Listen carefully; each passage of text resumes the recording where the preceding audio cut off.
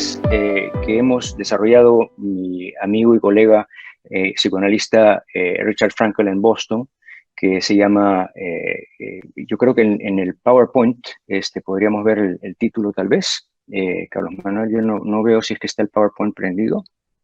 Sí, hemos publicado un libro que se llama Human Virtuality and Digital Life. Los temas que voy a presentar acá están desarrollados muchísimo más detalladamente en ese libro, el cual, por supuesto, recomiendo a todos los que están interesados en estos temas, que en realidad somos todos. La presentación tiene dos partes y quisiera hacer la primera parte, que es más o menos 40 minutos, en que voy a leer ese texto sobre específicamente el aspecto filosófico de las transformaciones de la experiencia que estamos teniendo con lo digital. Es decir, voy a concentrarme más que nada en cómo está cambiando el mundo, las cosas con las que nos relacionamos. Y en segundo lugar, los últimos 30 minutos que quisiera realizar después de una conversación de unos 10 o 15 minutos. Carlos Manuel, te estoy cambiando el esquema tal vez, pero me gustaría que esa fuese la dinámica. Y en la segunda parte voy a hablar más bien sobre el aspecto psicológico de cómo está cambiando nuestra subjetividad a la digitalidad. Y claro, estos dos aspectos los he separado arbitrariamente porque en realidad no se pueden separar uno del otro, como será evidente en el texto. Bueno, sin más, les agradezco a todos por estar aquí, por su interés. Enfatizo nuevamente la importancia de estos foros y felicito a los organizadores por esta gran idea y la seriedad con la que están realizándolo. Empiezo entonces. Preludio. En diapositiva 2, por favor. Quiero empezar con el antropoceno. ¿Por qué? Porque es el contexto geológico que necesitamos para comprender la importancia de cuestionarnos acerca de los peligros y las promesas que acompañan a lo digital. La Tierra ha sido un organismo en transformación continua a través de siglos. En sus 4.500 millones de años ha pasado por 5 eventos de extinción masiva. Causas como la caída de meteoros o de erupciones volcánicas o de bacterias venenosas en el mar que cambiaron la constitución de la atmósfera, causaron que el planeta se hiciera inhóspito para muchas formas de vida que luego fueron extintas. Todos estos eventos han sido causados por causas naturales. Estamos ahora, sin embargo, en una nueva era geológica que la llamamos la era del antropoceno, donde estamos presenciando lo que podría ser la sexta extinción masiva del planeta. Pero a diferencia de las 5 anteriores, esta vez no será por causas naturales que ocurra, sino por la acción del ser humano y la huella que está dejando sobre el planeta. Y por eso estamos, como se llama ahora, el antropoceno, la actual era geológica que de cierto sentido atestigua la predominancia del ser humano sobre el destino del planeta, sobre todo a raíz del poder que ha adquirido a través de su tecnología. Pero la tecnología no solo nos da ese poder destructivo, sino también nos proporciona las herramientas para alcanzar mayor conciencia acerca de cómo estamos viviendo, de nuestra relación con el planeta, del significado del ser humano dentro de la naturaleza. Habiéndola utilizado tan mal e inconscientemente esta tecnología hasta el momento, nada menos que un cambio de conciencia colectivo sería necesario para lograr revertir lo que ya parece ser un fin anunciado. Ya, para ponerlo de una manera mitológica, las alas de Ícaro, nuestras alas de Ícaro, empiezan a derretirse, pero seguimos acercándonos imprudente, inconsciente y titánicamente al Sol que las está derritiendo. Empecemos entonces ahora considerando algunos aspectos importantes de nuestra vida digital para luego reflexionar juntos sobre ello. Diapositiva 3.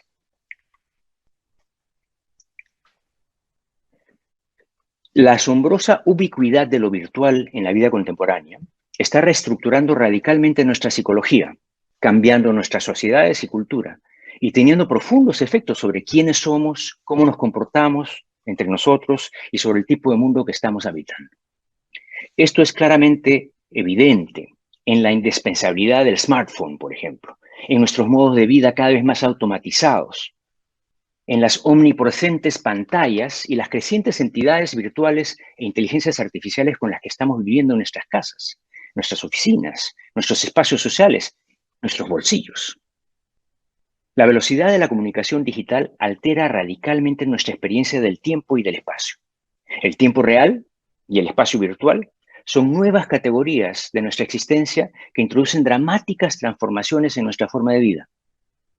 Lo digital se extiende por todas nuestras interacciones y hace del mundo virtual un espacio donde ahora compartimos experiencia con cualquiera, en cualquier lugar y en todo momento. Algo antes inimaginable. La diferencia entre lo público y lo privado, tan esencial para la vida y la cultura modernas, se está disipando lentamente en la era contemporánea. Y en el deseo compulsivo que se ha encendido en las redes de exponer nuestros pensamientos y sentimientos más íntimos en el mundo virtual, estamos asistiendo hoy a la pérdida gradual de los límites y los valores que han dado forma y sentido a nuestras vidas colectivas y a nuestras subjetividades hasta ahora. En la vertiginosa contingencia de un mundo digitalizado, lo que realmente importa o empieza a importar no es tanto el mensaje como el poder mediático con el que se extiende por los medios sociales el mensaje. La exactitud, la representación objetiva, la prueba o la argumentación son literalmente irrelevantes ante un trending topic. El impacto inmediato desplaza a los hechos reales en esta desconcertante época de la posverdad, en la que está cambiando nuestra propia comprensión del conocimiento y la ignorancia, de la objetividad y la subjetividad. Estas profundas transformaciones han sido tan vertiginosas que solo ahora estamos empezando a notar y a asimilar lentamente su efecto psíquico. Gran parte de ello sigue siendo inconsciente, por lo que resulta importante no solo atender a lo que parecen ser los clarísimos peligros de lo digital, sino también tratar de discernir lo que puede ser su potencial aún desconocido o no visto. De hecho, es posible que estemos asistiendo a una mejora y extensión de nuestra existencia más allá de lo que todavía somos capaces de imaginar. O tal vez debería decir que esa es una otra posibilidad. Diapositiva 4, por favor. A menudo oímos a la gente expresar su fe de que la tecnología va a arreglarlo todo, a resolver nuestros problemas políticos, sociales, ambientales, más acuciantes, mientras que al mismo tiempo, a menudo, la culpamos de todo lo que se está deshaciendo en el mundo. La tecnología, es verdad, puede intensificar la experiencia, haciendo que la vida se sienta más vital y significativa, pero también puede anestesiarla, haciéndonos sentirnos vacíos. Aunque suele abrir nuevos y emocionantes modos de relación, también tiene el efecto contrario. Por ejemplo, ahora que estamos más cerca de todos gracias a nuestros dispositivos, nos sentimos, sin embargo, más solitarios y aislados que nunca. Lo digital mejora y enriquece la experiencia humana y al mismo tiempo la aplana y la disminuye. Los griegos dieron a esta paradoja de ser al mismo tiempo beneficioso y perjudicial, tanto un remedio como un veneno, curarnos y enfermándonos al mismo tiempo, el nombre de fármaco. Y Platón ya lo había apuntado a este fármaco tecnológico cuando, hablando de la invención de la escritura, observó que nuestra capacidad de recopilar información puede aumentar con esa invención, pero solo a costa de la metabolización que debe ocurrir internamente en la psique, de la información y su transformación en entendimiento y saber, que la escritura, de alguna manera,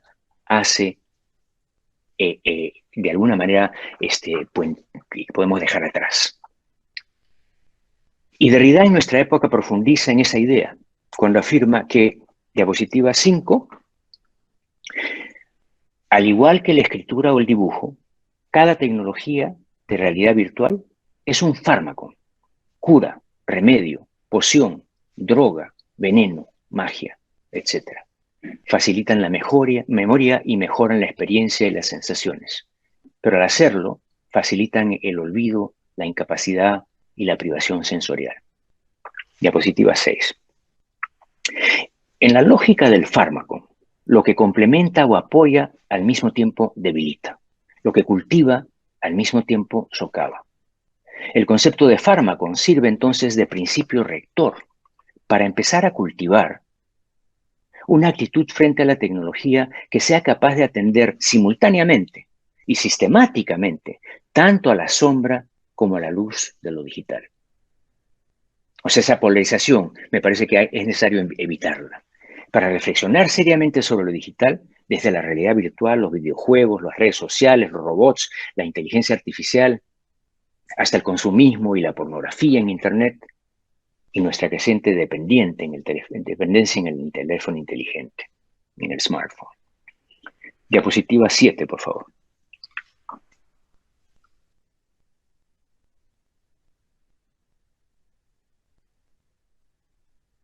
No se oye.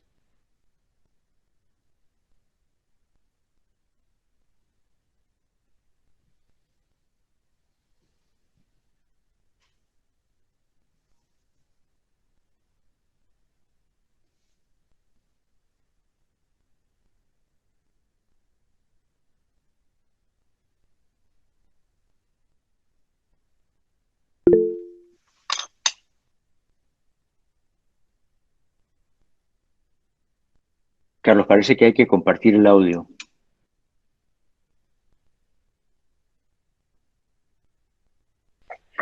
Pregunto si estoy yendo demasiado rápido. Creo que va bien. Está bien, me parece que está bien. Ok, gracias. A ver.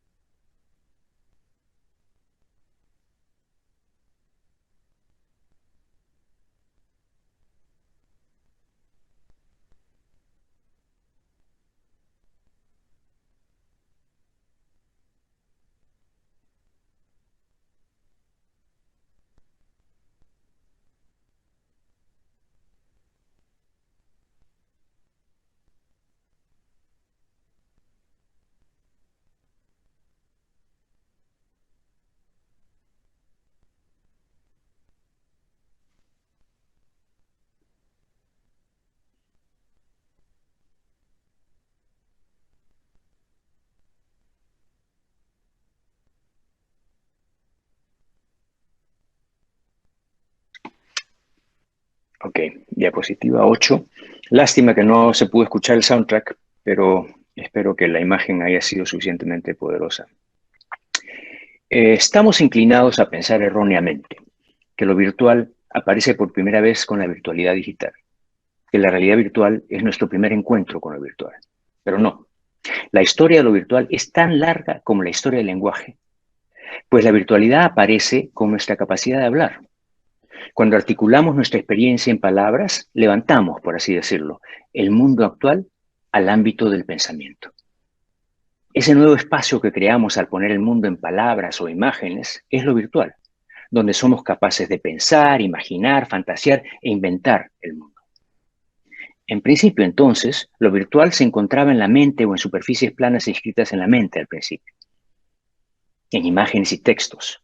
Pero ahora, en nuestra era digital, se ubica también detrás de nuestras pantallas, en ese nuevo espacio para el pensamiento, la fantasía y la imaginación que llamamos la realidad virtual. En nuestra tradición platónica occidental, hemos tomado lo virtual siempre como una representación, una segunda presentación, una copia de lo real. Pero como observa Brian Massumi, virtual se deriva de la palabra virtus, que significa potencia. La definición primaria de lo virtual, en otras palabras, no tiene nada que ver con la simulación, como solemos suponer, sino con la potencialidad, que como nos enseñó Aristóteles, es lo que puede llegar a ser, la potencia latente de una cosa. Lo virtual debe entenderse entonces no como una realidad ilusoria y artificial, sino como, continúa explicando Massumi, diapositiva 9, lo virtual se refiere a la potencia en lo que es, en virtud de la cual llega a ser realmente. Connota una fuerza de la existencia, la presión de lo que viene, de lo que llega a ser. El video. Lo virtual pertenece a la potencia del ser, que acontece en formas siempre nuevas, en una cabalgata de emergencias. Lo virtual, entonces, es esa dimensión de posibilidad que el ser humano es capaz de modular mediante su lenguaje y a través de todas las tecnologías que éste hace posibles. Desde el momento que podemos pensar el mundo, en otras palabras, es decir, de abstraerlo de su actualidad, se abren infinitas posibles modulaciones, diferentes a las que han sido actualizadas ya. Con cada tecnología le damos forma a la fuerza emergente de lo virtual con sus infinitas posibilidades. La palabra, diapositiva 10, la palabra, la escritura, la imagen fotográfica, la imagen cinemática y finalmente la imagen digital son técnicas que se nutren de lo virtual y nos hacen capaces de actualizarlo de maneras inéditas y novedosas. No, estamos, diapositiva 10.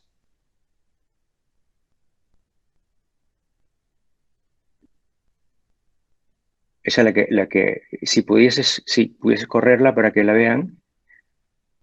La palabra, la escritura, la imagen fotográfica, la imagen cinemática y finalmente la imagen digital son técnicas que se nutren de lo virtual y nos hacen capaces de actualizarlo de maneras inéditas y novedosas. Ahora sí, la diapositiva 11. En el cambio que se produjo con la llegada de la escritura, por ejemplo, cuando la tradición oral fue sustituida por la escribal, la nueva modulación tecnológica de lo virtual cambió la topografía de la comunicación humana, pues con la escritura ya no era necesario que se produjera esta en un espacio físico, compartido, ni en tiempo real. El libro podría ser leído ahora por cualquiera, en cualquier parte del mundo, dejando atrás la cercanía que precisaba el oral y confinando al individuo a la soledad de la mente o de la biblioteca, ampliaba también paradójicamente el intercambio y su alcance. Ya no eran 1 o 10, sino millones con quienes nos podíamos comunicar. La modulación escribal, en otras palabras, dislocó el tiempo y desvaneció el espacio que vivimos en la cultura oral. Ahora, con la modulación digital se produce otro cambio topográfico en la comunicación humana. Ahora no importa dónde nos encontremos, podemos interactuar inmediatamente con el otro, restaurando en el espacio virtual, en cierta medida, la presencia inmediata de lo oral que se perdió con la escribalidad. Aunque claro, sin el concurso del cuerpo físico, sin la presencialidad. Cada nueva modulación hecha posible por la emergente tecnología confirma que las fuerzas latentes, el potencial de lo virtual, en su cabalgata de emergencias, como lo puso Masumi, siempre supera lo tecnológico. Cada nuevo avance aporta su propia y singular modulación, reconfigura el tiempo, el espacio y la materia y desplaza la modulación que le ha precedido, pero al mismo tiempo sienta las bases para innumerables nuevos desplazamientos y transformaciones que lo desplazarán nuevamente, confirmando la inagotabilidad de lo virtual. Ahora, lo virtual, en el término realidad virtual, generalmente sirve para calificar algo como secundario, falso o irreal, incluso algo ilusorio. Los objetos virtuales del ciberespacio, tendemos a pensar, son meras copias que solo representan o replican la realidad, pero en sí mismas no son del todo reales. Yo diría que hay que pensar en los NFTs, ¿no es cierto? Y la forma como está funcionando la virtualidad, sobre la que tal vez queramos hablar, que en realidad amplía esta reflexión, ¿no? Necesita una ampliación esta reflexión. Los objetos virtuales del ciberespacio tendemos a pensar son meras copias que solo representan o replican la realidad, pero que en sí mismas no son del todo reales. Un beso virtual, una flor virtual, un amigo virtual, por ejemplo, son menos que un beso real, una flor real o un amigo. Disparar a alguien en un videojuego no es lo mismo que dispararle a una persona. Estamos acostumbrados, sin embargo, a calibrar la realidad de lo virtual en función de su proximidad a lo real empírico. Pero también tomamos lo virtual a veces no como una copia degradada de lo real, sino más bien como su upgrade, es decir, como una potenciación de lo real. En la fantasía del transhumanismo, por ejemplo, que sueña con superar la mortalidad a través de la tecnología, subyace esta creencia de que la virtualidad digital nos promete la posibilidad de dejar atrás las limitaciones de lo real para empezar a gozar un ámbito de absoluta libertad. Vuelvo a pensar en todas estas nuevas realidades virtuales que están ocurriendo, si es que esto se da o y esto ya comienza a necesitar una reconsideración, una reflexión nueva. Ambas posiciones comparten la misma convicción de fondo, sin embargo, y esto es lo importante, que lo virtual y lo real nunca serán iguales. Pero es precisamente ese pensamiento dualista y su suposición de la separación radical de lo real y lo virtual lo que es necesario examinar. Irónicamente, nuestra vida digital hoy nos obliga a cuestionarnos ese dualismo seriamente y puede que al final veamos como totalmente errónea tanto nuestra suposición de que lo virtual es como el pez piloto sobre el tiburón meramente parasitario de lo real, como que, por el contrario, lo virtual nos ofrece un escape de las limitaciones de lo real. En todo caso, tendemos a ver lo real y lo virtual de forma dualista, como formas inmutables e inalienables, cada una separada y protegida de los efectos degradantes de la otra. Pero Gilles Deleuze propone que consideremos lo virtual como opuesto no a lo real, como solemos hacer, sino a lo actual. En sus famosas palabras, diapositiva 13, por favor.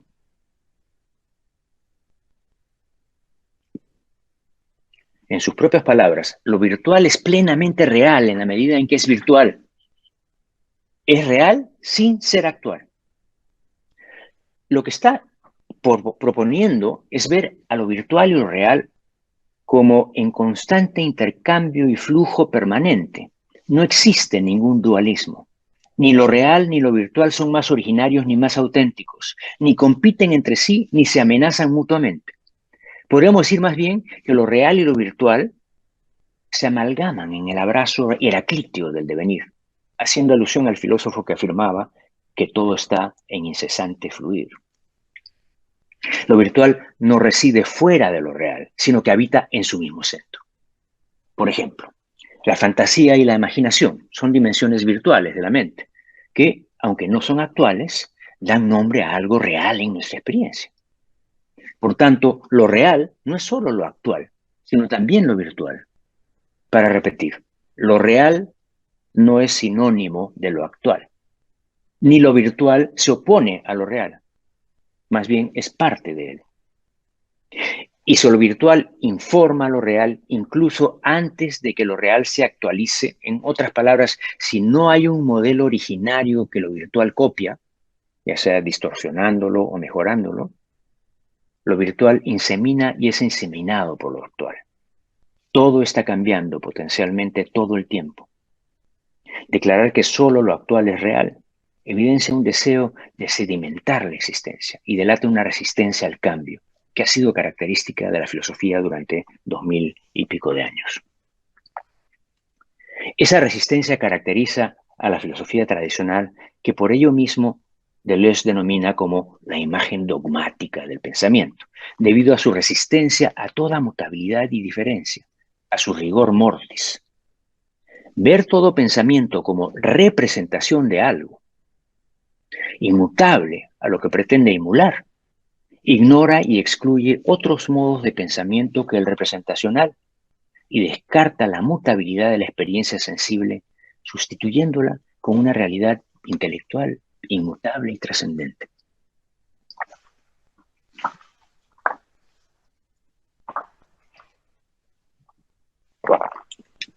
Distingamos entonces la concepción platónica tradicional de lo virtual, de la que nos propone Deleuze. Mientras que el simulacro virtual se ha concebido tradicionalmente siempre como una mera copia del original, el simulacro virtual deleuziano no tiene ni arquetipo ni prototipo original. Deleuze rechaza la suposición de un original estable e inmutable que se opone a la copia y desecha la denigración de lo virtual como ilusión o engaño. Es un cambio radical en la valorización de estas realidades, de estas dimensiones de la realidad. Lejos de ser uno más de lo mismo, el simulacro virtual se concibe como una producción totalmente transformadora de algo nuevo y distinto. Mientras que para Platón una copia se define en función de su semejanza con un modelo, diapositiva 15, el simulacro de Luciano solo tiene un parecido externo y engañoso con un modelo putativo que oculta una diferencia esencial. Su objetivo es diferente al de copiar un original. Para hacer esto más claro, más inteligible, el ejemplo es el siguiente. Las imágenes del sueño, por ejemplo, son instancias de simulacros virtuales en ese sentido. Cuando soñamos con nuestra madre, por ejemplo, nuestra primera reacción es pensar que esa imagen onírica es una imagen de ella, como si la imagen del sueño fuera una mera copia o simulacro de lo que parece representar. Pero si algo nos ha enseñado el psicoanálisis, es que esta apariencia externa esconde una diferencia, pues la madre en el sueño, como producto espontáneo de la imaginación, tiene una autonomía propia que rompe con su origen referencial. Igual que la imagen del sueño, el simulacro concebido desde Deleuze no vuelve a presentar algo a través de la semejanza y la mismidad, sino que toma esa semejanza como la coartada para convertirse más bien en una producción transformadora de algo que es distinto de lo mismo. Más que un reflejo de otra cosa, Deleuze propone pensar lo virtual como una interacción sui generis de intensidades vitales, que él llama vectores y líneas de fuerza, que están siempre activas detrás de las identidades sedimentadas en nuestras representaciones.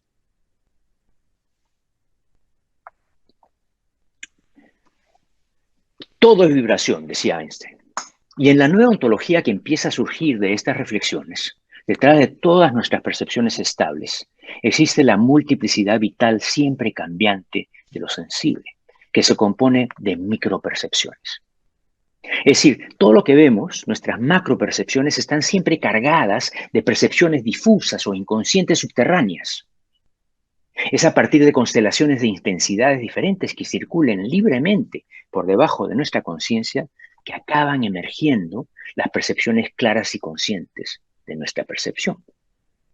Lo que normalmente vemos como percepción es, de hecho, como escribe Murphy, una operación diferencial que siempre está ocurriendo en el umbral de la percepción, entre lo consciente y lo inconsciente.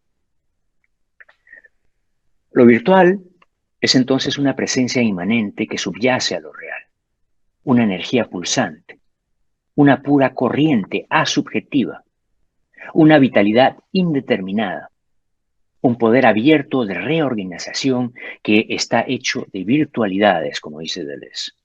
Masume las piensa como una multitud apremiante de incipiencias y tendencias que subyacen a la materia. Y Deleuze y Guattari agregan que interactúan como, cito, un conjunto de velocidades y lentitudes entre partículas no formadas y fluyen en el límite de la conciencia. Actualizan lo virtual no repitiendo lo mismo, sino negociando la red de diferencias, las micropercepciones que generan efectivamente una producción totalmente transformadora de algo que es distinto de lo mismo. Como explica Jane Bennett, estamos hablando aquí de una materialidad que es en sí misma heterogénea, en sí misma un diferencial de intensidades, en sí misma una vida, donde no hay ningún punto de pura quietud, donde no hay átomo indivisible que no esté a su vez lleno de fuerza vital. Cuando estas fuerzas de flujo se constelizan en una percepción, inyectan temporalidad en lo real.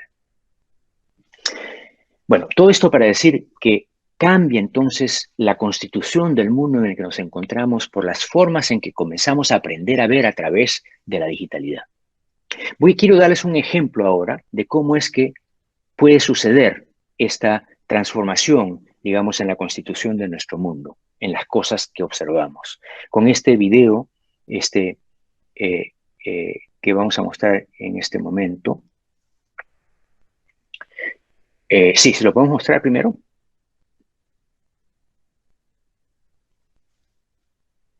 Aquí sí necesitamos la música.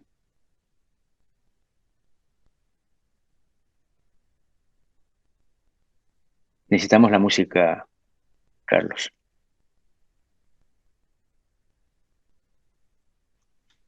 ¿Carlos?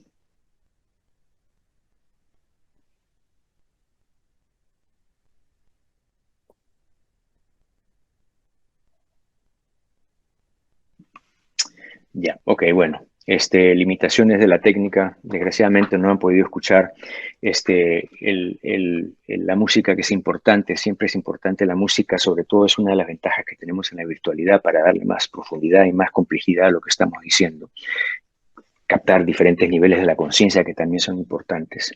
Pero bueno, quería ilustrar el mecanismo, proceso de esta transmutación que estamos describiendo, ¿no? Considerando lo que ocurre en esta estrofa de la composición audiovisual del artista chileno Nicolás Yarr. La composición se llama Etre. Y esas imágenes están acompañadas de una voz y el sonido del agua que dice lo siguiente: mira, es un cuerpo que flota en la tierra. No, es un cuerpo nadando en el agua. No, es la tierra misma aquí la que es un cuerpo de tierra. Es el agua misma la que es un cuerpo de agua. En este texto, las fronteras entre identidades o los territorios demarcados por conceptos definidos son deconstruidos, sometidos al movimiento entre posibles aspectos diferentes de una percepción, transformando una descripción de un objeto estático en la expresión de una constelación dinámica de fuerzas en movimiento. Al deconstruir los lazos entre el modelo y la copia, o al prescindir por completo de un modelo, Yarr crea la experiencia en la que el simulacro está atravesando por la fluidez del tiempo. Cuando el tiempo se inyecta en algo sedimentado, se activan micropercepciones que enturbian nuestra experiencia perceptiva del mundo, haciendo que surjan nuevas zonas de percepción, que emerjan nuevos aspectos, como diría Wittgenstein. Esta difusión del mundo en micropercepciones y diferenciales se hace aún más evidente cuando vemos el video con el movimiento, ¿no? Donde uno está viendo al mismo tiempo un cuerpo, el reflejo de un cuerpo en el agua, la tierra o el reflejo de la tierra en la superficie del agua, o quizá más exactamente, donde lo que uno está viendo no es separable de la incertidumbre de estas diferentes modulaciones de la percepción. Lo que esto produce es una experiencia más conectada con la temporalidad y multiplicidad de las cosas, una experiencia más conectada con su propia fragilidad y riqueza.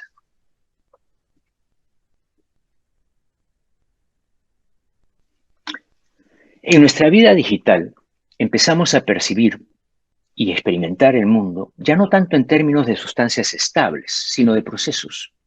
De considerar las cosas en términos de cantidades, pasamos a verlas como cualidades, o como lo dice Deleuze, los objetos se convierten en objetiles.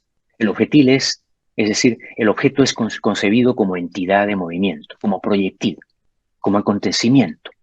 Revela el arraigo del simulacro ya no en un ámbito ideal, atemporal, como en el caso de Platón, sino en un mundo inmanente de temporalidad, en una bandada de diferenciales, para repetir las palabras de Masumi. Un ejemplo clarificador lo constituyen los contenidos de la memoria, por ejemplo, que no son unidades estáticas, sino efectivamente una bandada de diferencias, que están siendo permanentemente tocadas por lo que percibimos y experimentamos. Y así se transforman en lo que son ahora, donde ahora siempre se refiere a este momento presente y su movimiento actual. En efecto, los recuerdos no son objetos, sino objetiles. Considerando el mundo como constituido de simulacros de los océanos en una lógica del devenir, ya no está poblado por presencias fijas de cosas externas, sino por presencias fantasmales y acechanzas. Como la imagen que nos proporciona Yarr, lo que empezamos a ver es la propia fluidez de todo lo que nos impregna de irreductible fugacidad. Aquí está la dimensión ética de este cambio de mirada, porque nos llama a aceptar nuestra permanente incertidumbre, nuestra conexión con el no ser, nuestra posición ante un abismo, y a ver que tal vez el lenguaje y la comprensión y el conocimiento descansan sobre fundamentos muy poco sólidos, una fina red sobre un abismo, como dice Stanley Cavell. La metafísica de la presencia que ha dominado nuestra transición desde Platón, que es lo que estamos describiendo, por esta metafísica de objetos como sustancias permanentes, se basa en la centralidad y prevalencia del ser y la permanencia e inventa una estructura inmóvil e inmutable, una corteza, por así decirlo, que troca la vitalidad de la experiencia temporal y el pulso del devenir en la ilusión de un mundo inmutable. Proporciona un andamiaje mediante el cual, detenido en el pensamiento, lo contingente puede convertirse en objeto de conocimiento intelectual. Pero es un hecho que vivimos en una época en la que nuestras nuevas entidades digitales, hologramas, avatares, memes, GIFs, etcétera, entran en nuestro mundo, no como copias que rebajan o mejoran la realidad, sino como simulacros virtuales, es decir, como emergencias espontáneas y creativas, activos desde sí mismos y no en función de un original externo o trascendente.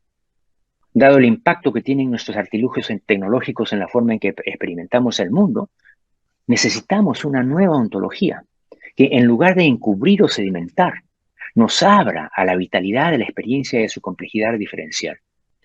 La representación que ha sido el paradigma del pensar en nuestra tradición comienza a cederle el paso a la expresividad y a la performance, y los objetos sedimentados de la mente escribal implosionan y comienzan a fluir, constituyendo el sentido no a partir de vínculos lineales y lógicos, sino de mareas intensas, pulsaciones y fuerzas de atracción y repulsión. Bueno, yo quisiera en este momento hacer una pequeña pausa para que podamos conversar, porque es un montón de cosas que he traído a la mesa. Me gustaría que conversásemos antes de empezar yo con la segunda parte de la presentación, que será más sobre el aspecto psicológico de estos cambios que estamos experimentando con la digitalidad. Así que me imagino, Carlos, que podríamos abrir el foro para discutir.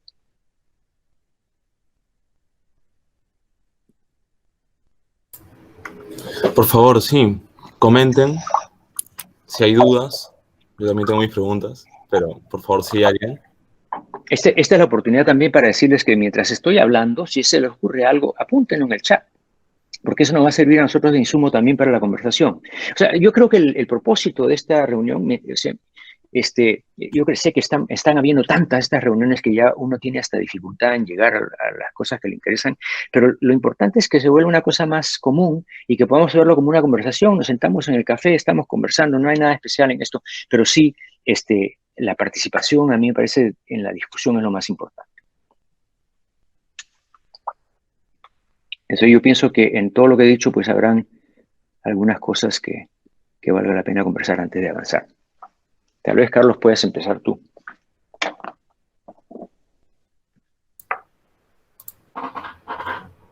Perfecto. El primer punto que quería preguntar era sobre el objeto digital. No ya desde el lado epistémico, sino desde el lado fenomenológico de las relaciones que desarrollamos con los objetos. ¿No? Las relaciones que desarrollamos con los objetos no son en base a la materialidad del objeto, sino pues en base a la relación proyectiva de identificación y aquello que depositamos en el objeto. Entonces, tal vez cuando pensamos en el objeto digital, también podemos pensar en los objetos mentales. Y en cómo sí hay un vínculo real, fenomenológico de experiencia, de relación con el objeto y de sensación frente al objeto, ¿no? Pensamos en la rosa digital. Justamente si tú ya estás involucrado dentro de un sistema de creencias que te hace considerar a esta rosa como real, tal vez sí es un mecanismo, pues, que uno podría decir, oye, no diferencia lo real de lo no real, pero tal vez puede ser considerado como una forma de ser que está abierta a nuevas relaciones objetales. A una nueva... Sí, excelente pregunta, Carlos, me parece central. O sea, es por esa razón que en algún momento he dicho, bueno, esto tiene que cambiar la reflexión, porque efectivamente, pienso en la rosa digital. Estos son ejemplos de mi propia experiencia, ¿no? Cuando recién comenzaron a aparecer las rosas digitales, los regalos digitales, yo siempre tenía la sensación de que esto era, o sea, que son cera, ¿no? Una rosa digital, ¿cómo hacer lo mismo que una rosa? Bueno, han pasado 10 años de eso y yo ya entiendo qué cosa quiere decir eso. Igual como cuando vimos esa película Her, que salió hace 10 años, en que el protagonista se enamora de su sistema operativo, de su inteligencia artificial. Era difícil de captar esa idea y sin embargo ahora es tan fácil, ¿no? Entonces, cuando mencionas a los objetos virtuales, yo estoy pensando en estos non-fungible, ¿cómo se dice? NFT, ¿no? Non-fungible, ¿me ayudas con eso? Tokens. Non-fungible tokens. ¿Qué son esos? Bueno, hoy día estaba escuchando algo que decía que de lo que se trata es de hacer único un momento de una experiencia que alguien pueda estar interesado en querer recolectar. Ahí hay cosas muy interesantes que tienen que ver con la memoria, con el querer quedarte con algo en el pasado, que entra en el mundo virtual.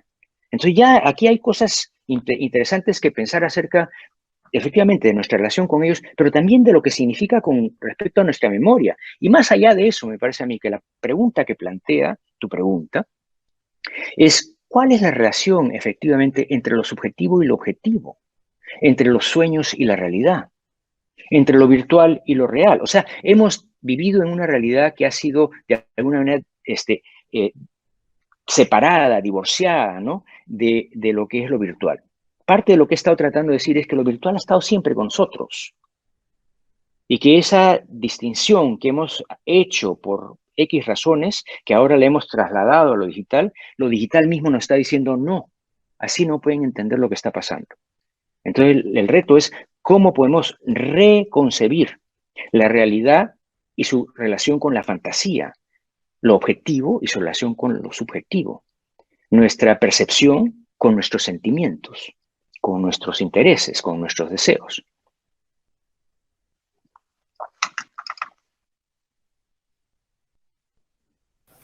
¿Qué tal, Carlos? ¿Podría hacer un comentario y creo que pregunta también? Por favor, ni lo preguntes. Solo, muchas gracias.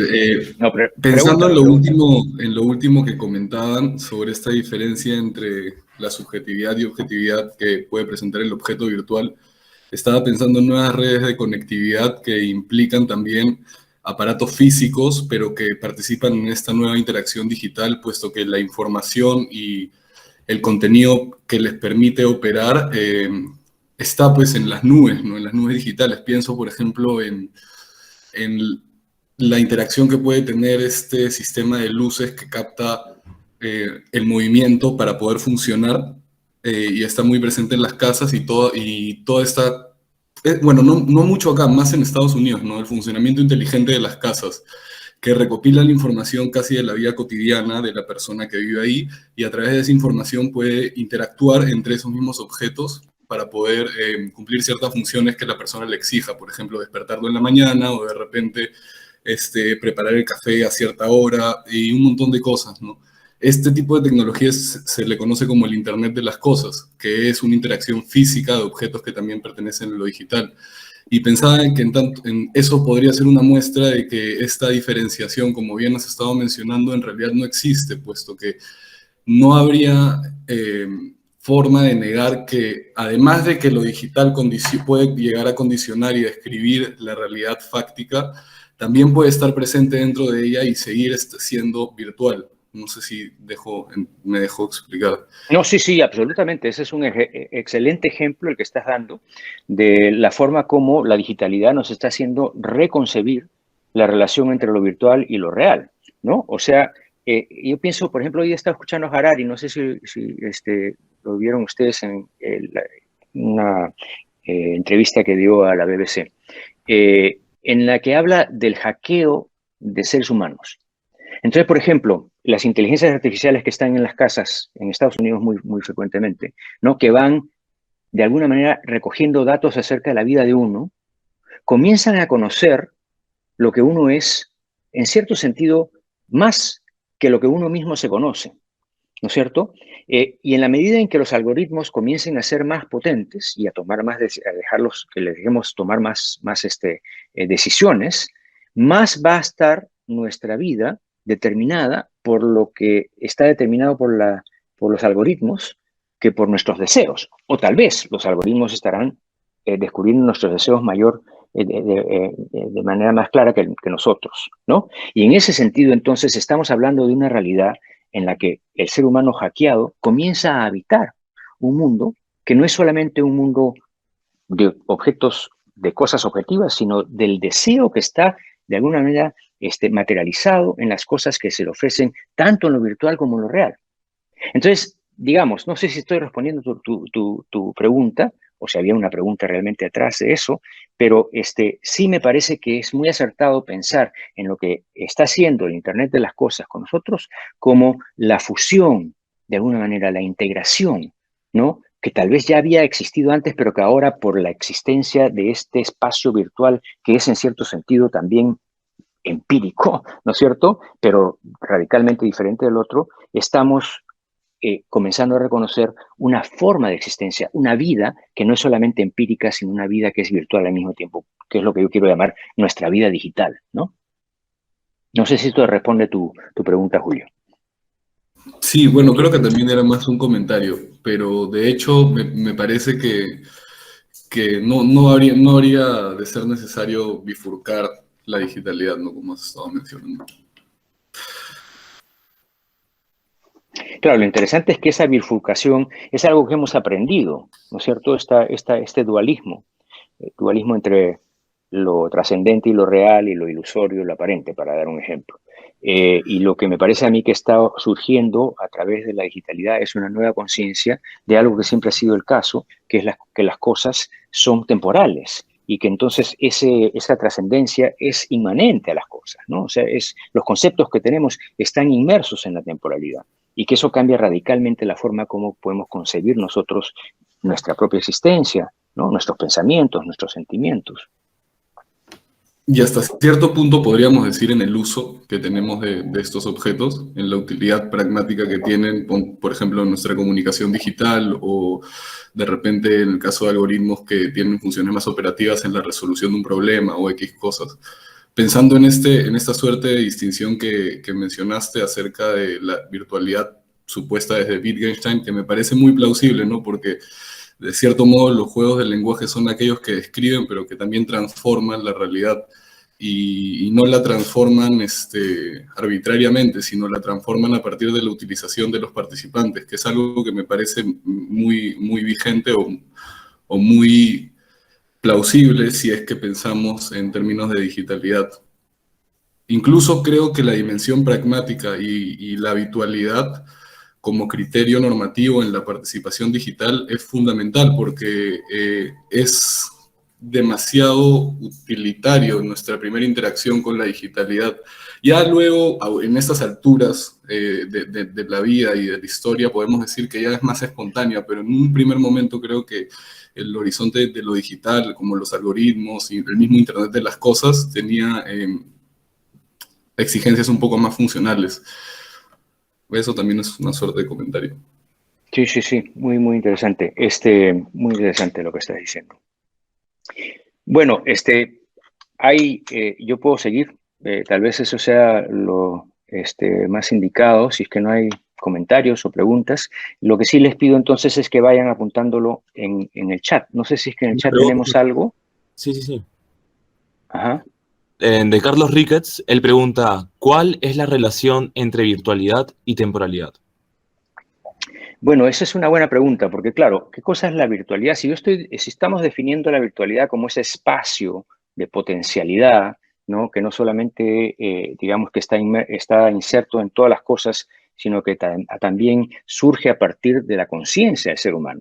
Eso es lo que estamos diciendo. En el momento en que el ser humano es consciente del mundo, ¿no? Y entonces logra de alguna manera manifestarlo, ya sea en pinturas o en conceptos, ¿no? Hemos creado una virtualidad que está de alguna manera separada, dislocada del tiempo, porque o sea, lo que pensamos es atemporal, ¿no? Los conceptos que pensamos son atemporales.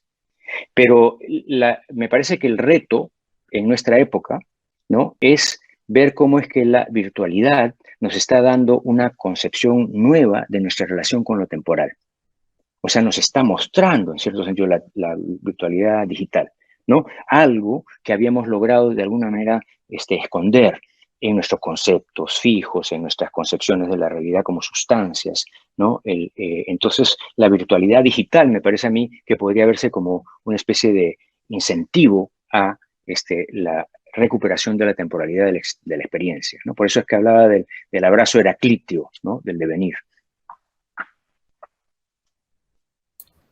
Perfecto. Aquí hay Sí, Nicolás Moreno tiene aquí una pregunta. Gracias por la exposición. Continuando con la reflexión en torno a lo digital, ¿la inmediatez y rapidez de la vida digital puede tener efectos psicológicos? Sobre eso vamos a hablar dentro de un ratito. Por supuesto que sí.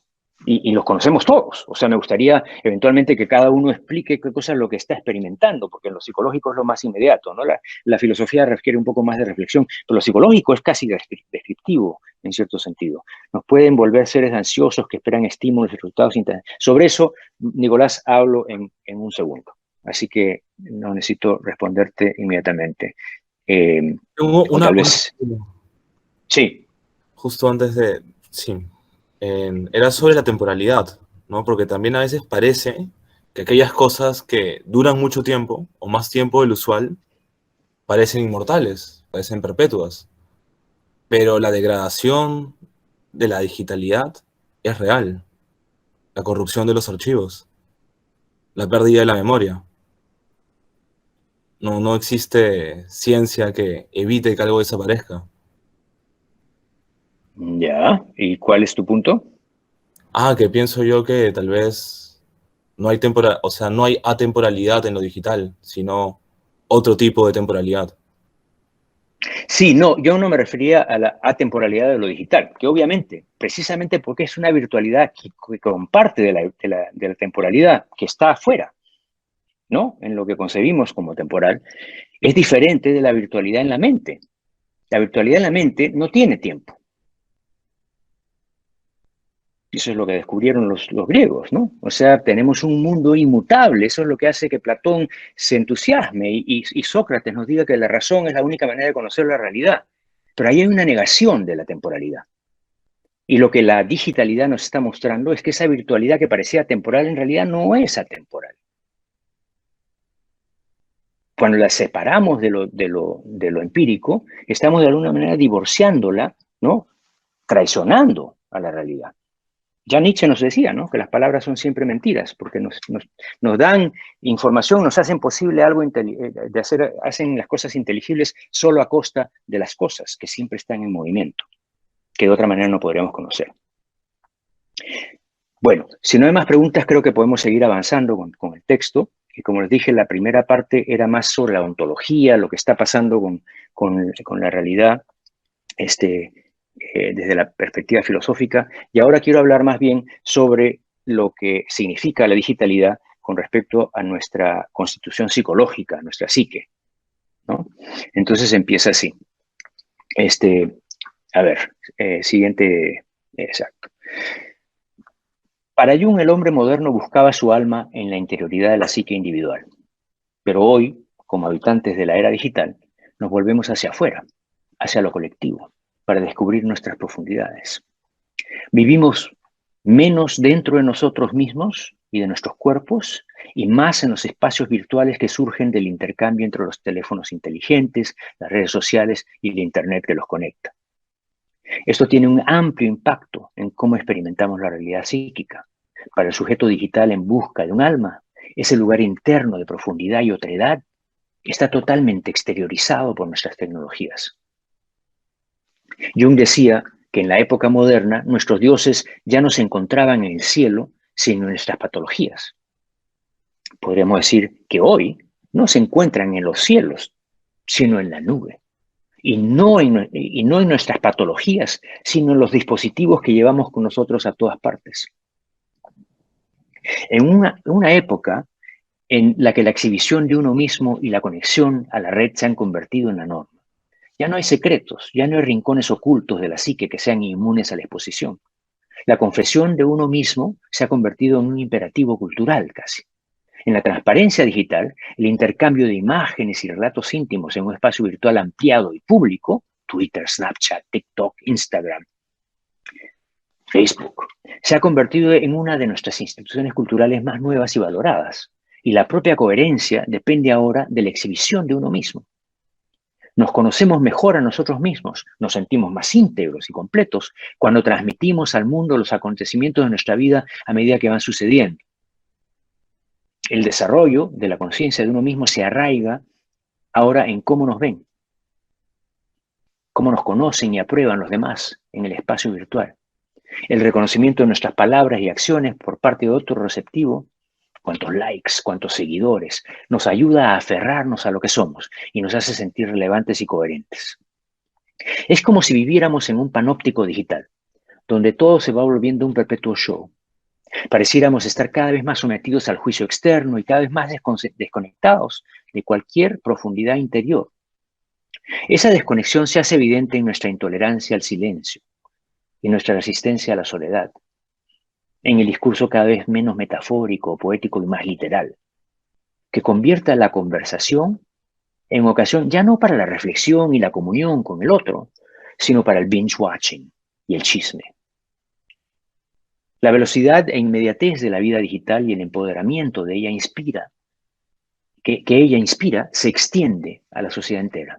Lo digital nos ha habituado tanto a las respuestas inmediatas que la presión por hacer algo, por saber algo, por resolver el problema de forma casi automática suelen dominar todo diálogo. La vida psíquica y la vida digital se han entrelazado tanto que casi no podemos distinguirla de la ciberdinámica generada por lo digital. El intento de ir más despacio para pensar y sentir algo desde dentro es hoy en día contraintuitivo, ya que estamos poseídos por una impaciencia crónica que nos hace intolerantes de la incertidumbre y el no saber. Pero sin real conciencia de nuestros límites, se hace imposible fundamentar la reflexión y fomentar la conciencia.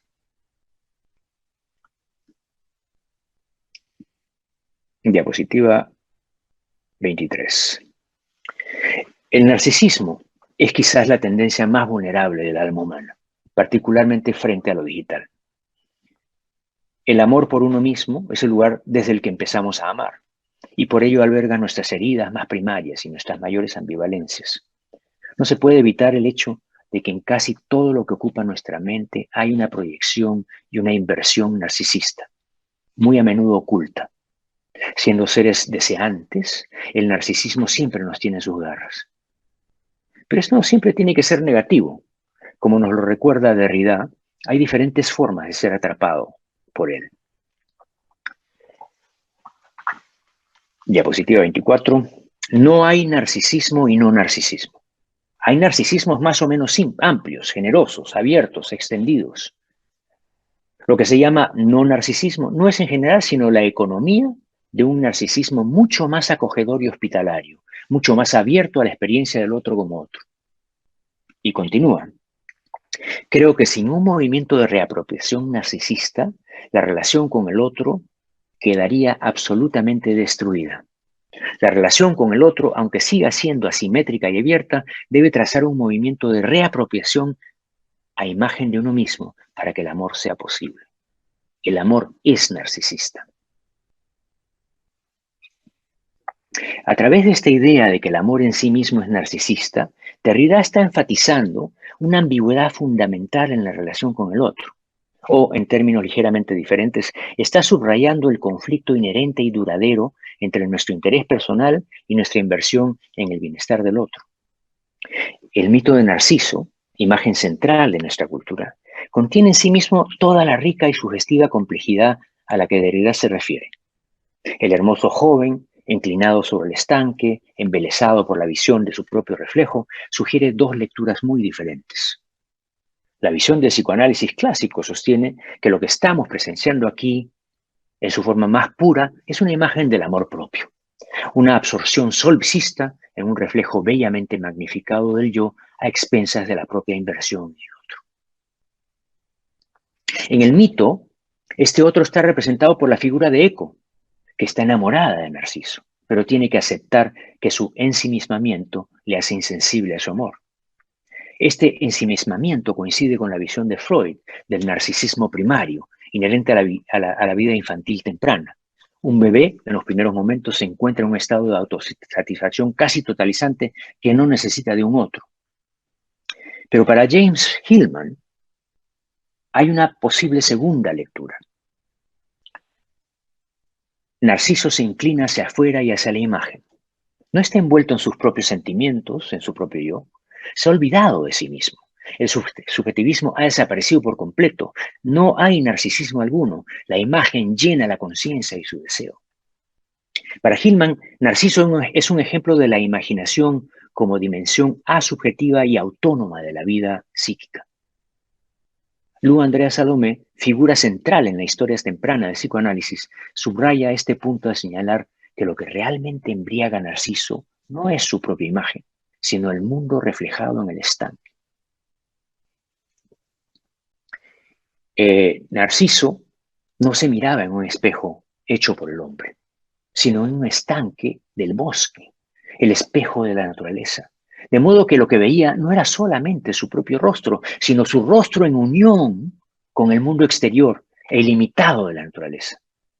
Esa unión, esa totalidad, era de lo que estaba enamorado. Narciso se enamora del mundo. Al mirar a través del yo, experimenta la unión con lo que está fuera de él. Esta segunda lectura ofrece una forma muy diferente de concebir el narcisismo en el núcleo del amor, sustituyendo el amor volcado hacia el interior del yo solipsista por un amor que se abre hacia la belleza del mundo.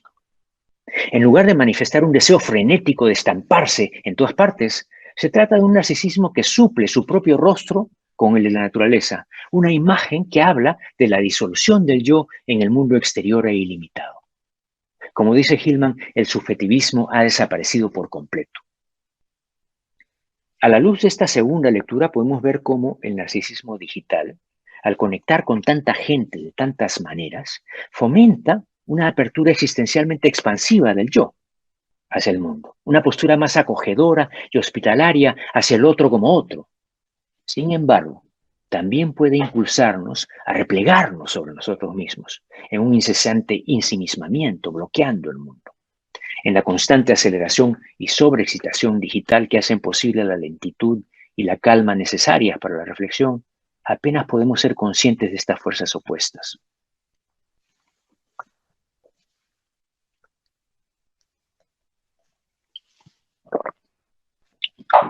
Somos muy vulnerables a quedarnos completamente absortos en nuestras pantallas, a menudo a expensas de nuestras conexiones más inmediatas con lo que ocurre a nuestro alrededor. Y cuando se nos pide que justifiquemos la cantidad de tiempo que pasamos conectados, absortos en las redes sociales o jugando videojuegos, por ejemplo, nos resistimos a reconocer que nuestros dispositivos se han convertido en objetos narcisistas, avergonzándonos con este ensimismamiento es censurado por el otro. Y es que tratamos de ocultar de nosotros mismos y mantener oculto de los demás la profunda carencia en el núcleo de nuestro ser, nuestro propio narcisismo herido, y no podemos soportar reconocer el placer que nos producen nuestros artilugios. Lo digital nos ayuda a olvidarnos de la carencia, inflando incesantemente al yo, deleitándolo en su narcisismo. Los orígenes psicológicos de esta carencia se encuentran en el amor, la comprensión y el cuidado que necesitábamos desesperadamente de chicos, pero que nunca podíamos obtener de forma suficiente. Enraizado en la experiencia emocional más temprana, el potencial creativo del amor para ayudarnos a contener esa carencia tiene una complicada historia. En sus formas más extremas y patológicas, se convierte en un narcisismo cuyo único modo de soportar su propia carencia es mediante la explotación del otro, es decir, de un narcisismo que no puede amar. Heidegger da un paso más al hablar de una carencia ontológica que nos persigue toda la vida, evocando una vergüenza existencial que todos sentimos por tener un vacío en el centro de nuestro ser. La vergüenza, en otras palabras, de ser mortal. Al juntar esta vergüenza psicológica con el vacío ontológico al que nos refiere Heidegger, nos permite ver cómo en el interior de cada uno de nosotros se retuercen estos polos de vergüenza al recorrer el laberinto de la vida digital. Estamos tan obstinados en defender nuestras prácticas digitales porque tememos que quede al descubierto que en nuestra desesperación estamos empeñados en un vergonzoso acto de recuperación, un intento de obtener el amor que siempre nos ha eludido utilizando lo digital para llenar la carencia, la pérdida y el vacío. En otras palabras, lo digital representa una poderosa fantasía inconsciente de que podemos volver a ser completos, y de que lo que se perdió en la plenitud potencial de nosotros mismos puede ahora recuperarse. Esta herida narcisista está profundamente enterrada en el corazón, de lo que podría llamarse el inconsciente digital.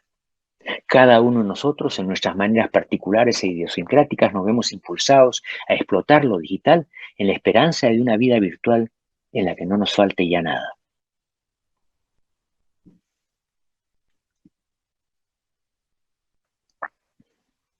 Para Freud, la virtualidad digital no sería más que la recreación adulta del puro principio del placer propio de la vida infantil temprana.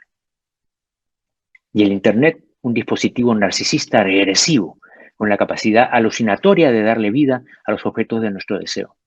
En otras palabras, una especie de lámpara de Aladino. De hecho, la maleabilidad transformadora de lo virtual se asemeja inquietantemente al mundo infantil de los procesos primarios, donde los deseos se satisfacen instantáneamente. En el modo del proceso primario, el bebé tiene el control sobre el pecho, pues cuando la madre se va, el pecho vuelve a estar presente de forma alucinada. Al igual que el bebé hambriento alucina el pecho lleno de leche, lo virtual crea un camino inmediato, desde el deseo hasta su gratificación, anulando la necesidad del tortuoso camino del proceso secundario en el que es necesario salir del mundo solipsista donde se realizan los deseos y tener en cuenta la realidad de un otro separado del yo. Lo que estoy diciendo aquí es que digamos, el Internet, el mundo virtual, se ha convertido en una madre sobreprotectora, ¿no? Y súper generosa, que nos da todo lo que necesitamos y no nos enseña a separar la ilusión del deseo y su satisfacción de la realidad que no siempre está de acuerdo con nuestro deseo. Entonces, en cierto sentido, que la digitalidad está regresionándonos a un cierto infantilismo. La vida digital, con su acceso totalizador a un mundo infinito de objetos virtuales que están ahí listos a nuestra disposición inmediata, ya sean sexuales, estéticos, consumistas o informáticos, está totalmente ligada a la falta en el deseo, al centro del principio del placer. Lo digital pone en manos del ego eso mismo, ese mismo poder, para superar la ausencia mediante la recreación virtual del objeto. Nos encontramos en la misma situación que el niño que alucina con el pecho, con una diferencia esencial. Ahora, estas alucinaciones se materializan digitalmente en un espacio virtual que es público y colectivamente accesible.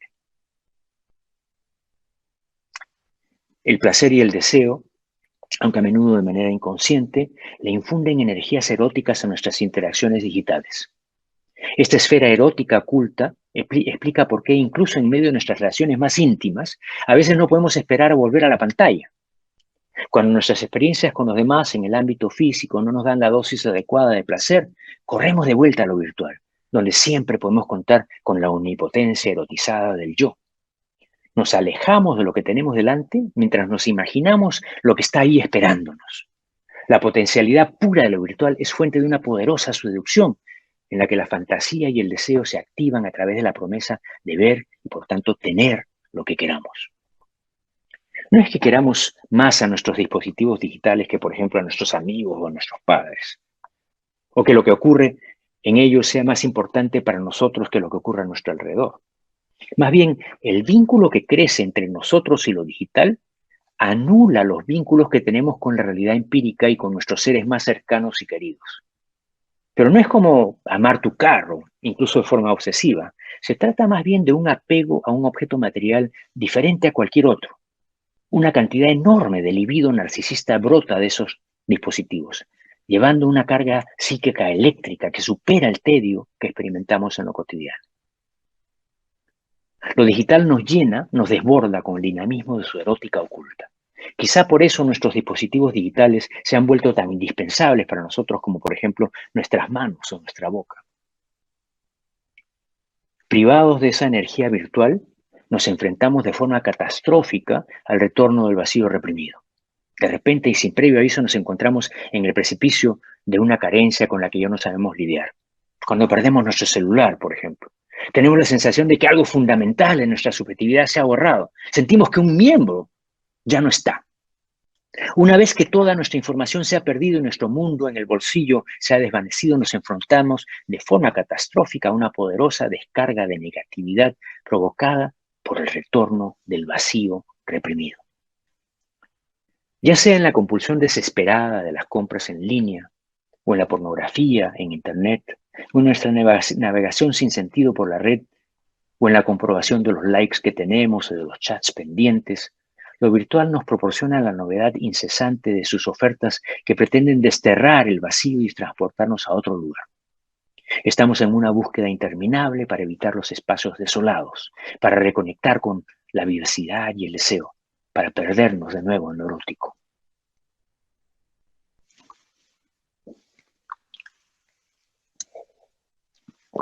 Según Platón en el Simposio, Eros es hijo de la pareja mítica Poros y Peña, es decir, de la abundancia, Poros, y de la pobreza, Peña. Lo digital sintoniza bien con Poros, ya que nos llena eficazmente. Pero, ¿qué ocurre con nuestra relación con Peña esa sensación de carencia y vacío que persigue nuestras administraciones digitales. Si efectivamente lo digital erosiona nuestra capacidad de metabolizar el vacío, la carencia y la pérdida, entonces paradójicamente la disminución de esa capacidad aumenta la poderosa seducción de la plenitud desbordante de lo digital. Peña es la brecha entre lo que imaginamos y lo que obtenemos. Es la dimensión no representable del lenguaje, que comunica a pesar de su incapacidad para comunicar. Y lo que es más conmovedor es el centro nulo de la subjetividad, ese vasto depósito de la nada de la que emerge el yo. Las operaciones de lo digital virtual cubren la vaguedad inherente a nuestro propio acontecer. Aportan precisión, uniformidad y presencia plena, sin agujeros, ningún espacio, nada por lo que caer. Lacan nos dice que el amor es dar lo que no se tiene, es decir, dar al otro lo que le falta. Por lo tanto, para poder amar, tenemos que aceptar tanto nuestra propia carencia como la carencia de nuestra persona amada. Entonces, ¿qué ocurre con esa carencia cuando nuestra vida amorosa está impregnada de lo digital desbordante? En las redes sociales buscamos el amor con la estrategia de poros. Se encienden los fuegos y arden las pasiones. Al buscar el amor en Internet presentamos la perfección de nuestro perfil digital, que encubre nuestras insuficiencias y vulnerabilidades. Nuestras atracciones resuenan con una plenitud digital que oculta la carencia e invierte la gramática del eros. Y ahora, para terminar, entonces, la coda. Todas las tecnologías de la comunicación y la información nos envenenan con la ilusión de permanencia, pero también nos curan de esa ilusión al exponer la espectralidad inherente al paso del tiempo. Pueden ser simplemente formas con las que nos enfrentamos a lo efímero de la existencia temporal y tratamos de lidiar con su paso o evadirlo. Expresan nuestra necesidad de gestionar la pérdida y el olvido, y son todos ellos síntomas de nuestra compleja y cambiante relación con la mortalidad. En nuestra tradición occidental hemos negado habitualmente el tiempo y la muerte. Sentimos la necesidad de hacer predecible todo cambio y por tanto de controlarlo mediante la teoría científica, la ideología política, la ciencia médica, etc., ya que cada cambio impredecible prefigura siempre la muerte. En este sentido, podríamos decir que la cultura occidental se ha anclado en la sustitución melancólica del efímero presente pasajero por un pasado sedimentado. Llamamos a esta melancolía intrínseca el impulso pigmaliónico, pues al igual que Pigmalión, nuestra cultura sustituye la experiencia fugaz por representaciones mentales, conceptos o imágenes, como si de hecho pretendiera preservar al objeto para evitar sufrir su pérdida irremediable.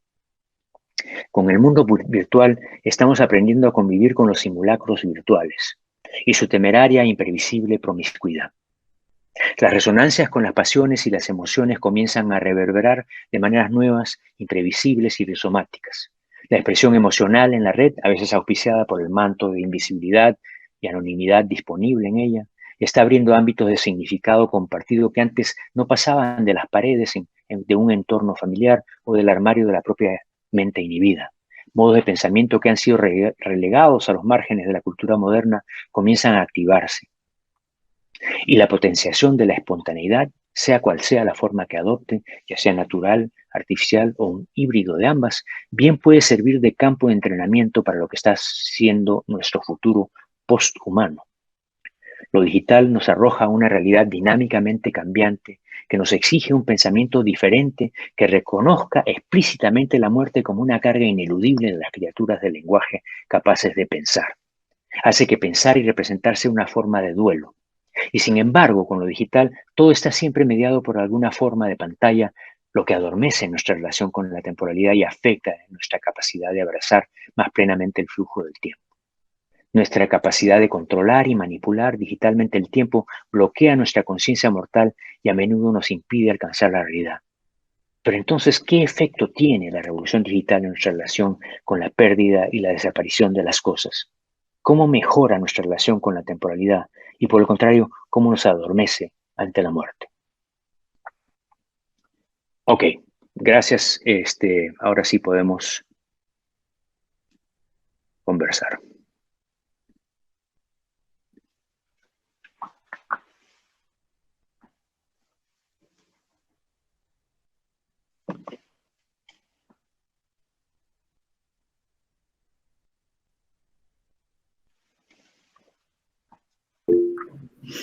Víctor, no, yo, Mati. Nati, ¿cómo estás? ¿Qué tal? Bien. Bueno, hay un montón de cosas para comentar. Imaginarás que me provoca comentar muchísimo, ¿no? Bueno, además estoy pensando en estos temas también, ya sabes que un poco por influencia tuya, pero más hacia mi campo, que es el psicoanálisis, ¿no? Y hace poco además estuve pensando en esto especialmente porque me pidieron hacer un trabajo sobre cambios de paradigma que puedan servir para pensar temas más psicoanalíticos, ¿no? Y yo partí de esta sensación, de esta idea, ¿no? De cómo estamos ante la caída del binarismo real-virtual, ¿no? Ya es imposible realmente plantearnos la idea de que existe una diferencia entre uno y otro, cuando es un paso, es un pasaje, digamos, ¿no? Que hacemos permanentemente en la vida, en el día a día. Probablemente unos mejor que otros, ¿no? Por problemas de edad, por problemas de acceso, dificultades económicas, qué sé yo, algunos quedarán fuera, pero la gran mayoría, sobre todo debido a la pandemia, nos hemos visto, como tú señalas, arrojados directamente en esta experiencia de pasaje permanente de lo real a lo virtual, ¿no? Entonces, en ese proceso, yo pensaba, ¿qué pasa con los malestares, no? ¿Qué pasa con la dificultad para asimilar cambios tan radicales y tan veloces en nuestra existencia? Yo no estoy tan segura que solo exista el narcisismo, la exhibición, ¿no? Yo a veces lo veo como un enjambre de avispas, de abejas, qué sé yo, una necesidad de estar conectado al otro, ¿no? Y la sensación de que si no lo estás, te estás perdiendo de la vida casi, ¿no? Entonces, no es el reflejo de uno nada más. Creo que hay una necesidad enorme de esta búsqueda frente a lo demás, ¿no? Entonces, en esta dificultad de asimilar estas experiencias, porque hasta hoy, por lo menos, nuestros procesos importantes de relaciones íntimas, de duelo, de pérdidas, tienen un tiempo, son procesos. Entonces, es difícil ir contra la corriente, ¿no? De la velocidad, del estar permanentemente en la superficie de las cosas, ¿no? Cuando tienes que hacer procesos complejos, ¿no? Entonces, ahí alguien preguntó hace un rato si habían ansiedades, qué pasaba con estos cambios, ¿no? Y creo que sí, hay muchísimos, porque incluso las personas que más se presentan y se exhiben ante el otro como hiperfelices son los que más sufren. Entonces, creo que hay una situación que se ve, que digamos, se ha extendido como de felicidad, ¿no? Porque hay miles de fotos y en las redes y conexiones, pero al mismo tiempo esas carencias, la vulnerabilidad, el miedo a la muerte, todo eso continúa. Solo que, como yo diría, interrumpida por dispositivos distintos o canalizada por dispositivos distintos o expresada dependiendo ya de las particularidades y las capacidades y la psique de cada quien, ¿no? En todo caso, lo que me parece es que hay un montón para discutir esto porque recién empezamos a vivirlo y por lo tanto a pensarlo, ¿no?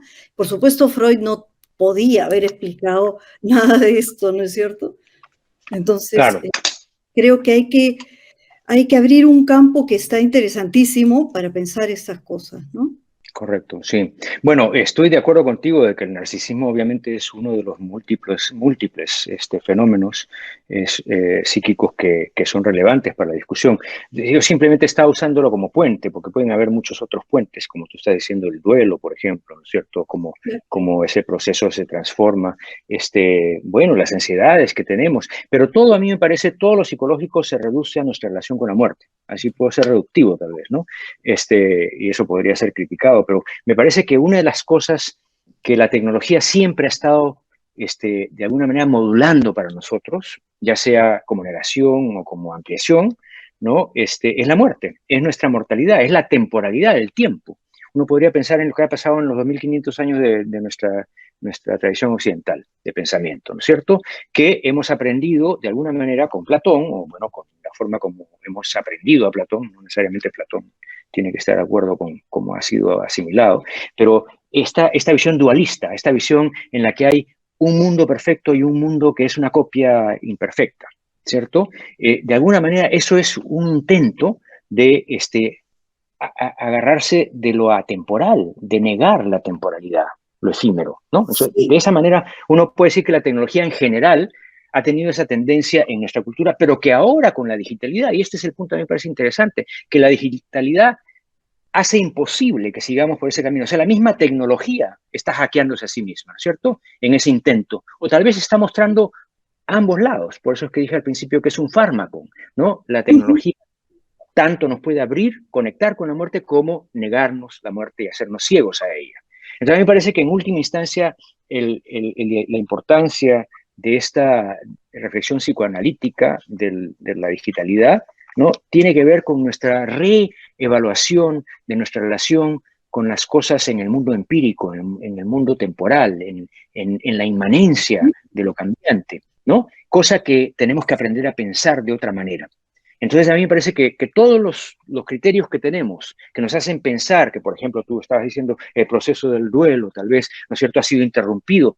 Bueno, sí, esa es una forma de verlo, pero de repente lo que está pasando es algo a más largo alcance. O sea, para la especie humana, de repente el duelo va a tener que ser otro aspecto de la experiencia humana, ¿no? Bueno, vuelvo a mencionar a Harari, a quien he escuchado anoche, que me ha causado mucha impresión, porque está hablando de cómo es que en el futuro el ser humano va a ser realmente otro ser, ¿no? Y no solamente eso, sino que habla de una cosa terrible, que bueno, ya estamos viendo, una segmentación dentro de la especie humana de diferentes, digamos, potencialidades, unas mayores que tienen que ver con la capacidad económica, ¿no es cierto?, de acceder a las tecnologías que van a transformar la forma como el ser humano mismo está constituido. Eso no se puede anticipar qué cosa quiere decir eso con respecto a nuestros sentimientos, nuestras emociones, la psique misma, ¿no? La psique misma de un ser ciborgio tiene que ser variada, diferente de la que nosotros conocemos. Entonces, sí, te digo solo una cosita. Sí, yo también estoy planteando precisamente eso, ¿no? Que van a haber distintas formas de asimilar esta experiencia nueva, porque no es lo mismo una experiencia tan rápida, tan veloz, tan disruptiva casi como la que estamos viviendo todos, que un proceso más lento, ¿no? De creación de tecnología con procesos más asimilables por la mente, porque nuestra mente aún tiene ciertas dificultades, a pesar de que tiene una gran inventiva, ¿no? Yo también creo que es importante, por supuesto, y esto lo hemos conversado otra vez, el miedo a la muerte es algo que nos acompaña siempre, pero el empuje del deseo también, ¿no? Entonces, y la vida, ¿no es cierto? La vida misma, que es precisamente todo lo que estamos viendo, que compartimos con todas las demás especies y con la materia vibrante y todo lo demás, ¿no? Entonces, sí es como, creo que, por eso te decía, yo creo que todo está por pensarse, ¿no? Y por descubrir, pero lo que sí es cierto que nos está cambiando, de acuerdo con Harari, ya no somos las mismas personas. No en el futuro, ya no somos, ¿no? Desde hoy. así es, estoy absolutamente de acuerdo. Y esa es la tarea es ver en qué nos estamos transformando, cómo es, ¿no? Cómo es que está transformándose la subjetividad misma. Sí. Sí, reitero lo que Carlos Manuel les está recordando. Pueden también preguntar por el chat. O comentar, no tienen que preguntar, ¿no? O sea, yo pienso que por un lado parece ser una cosa difícil de reflexionar, pero por otro lado todos estamos teniendo experiencias. Entonces es cuestión simplemente de articular las experiencias que estamos teniendo y compartirlas para conversar sobre eso.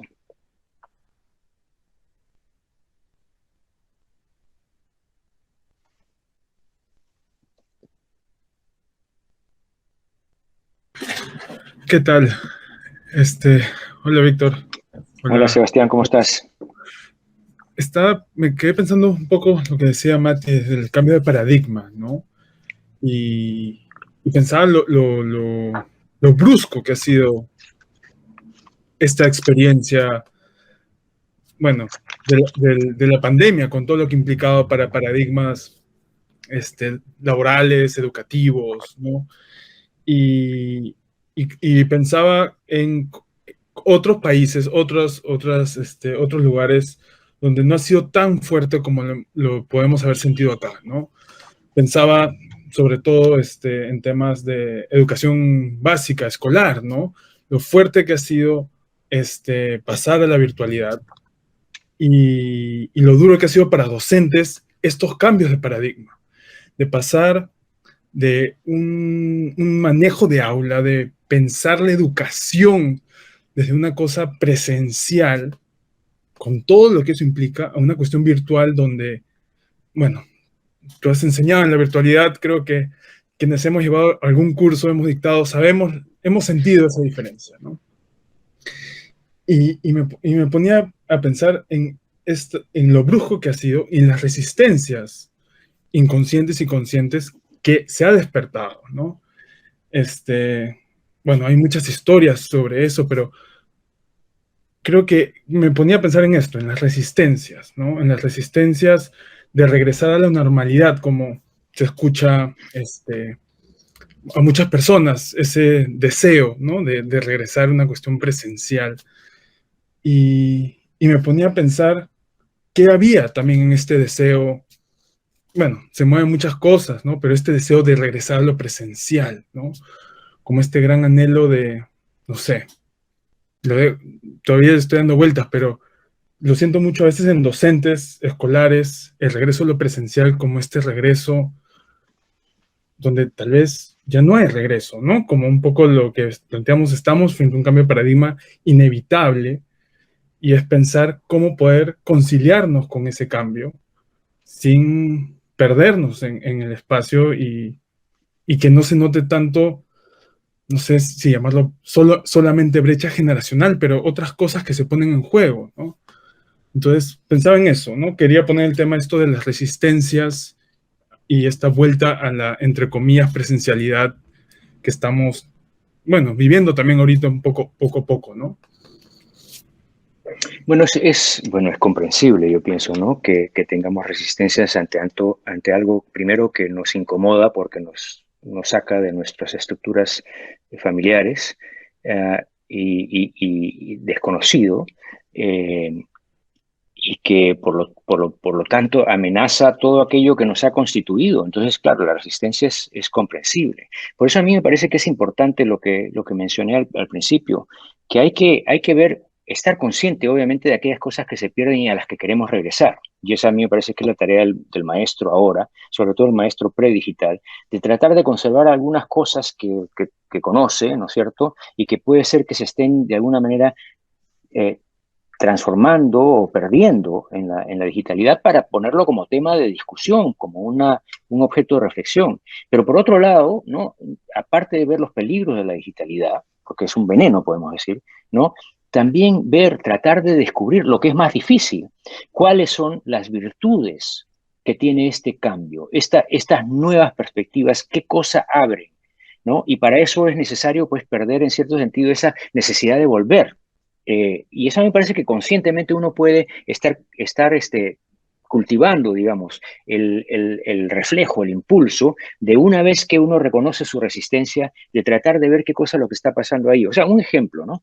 Yo creo que muchos acá han tenido la experiencia de clases virtuales, cómo es que al principio no estaban muy seguros si es que se abría o no se abría la ventana. Al final, nadie abre la ventana. Es muy difícil. Mire, yo no veo a nadie, veo ventanas más. Claro, estamos en un espacio virtual donde vamos a ver algo, no tenemos por qué estar presentes, en cierto sentido, ¿no? Porque además la presencia es tan inmediata. Se entiende eso.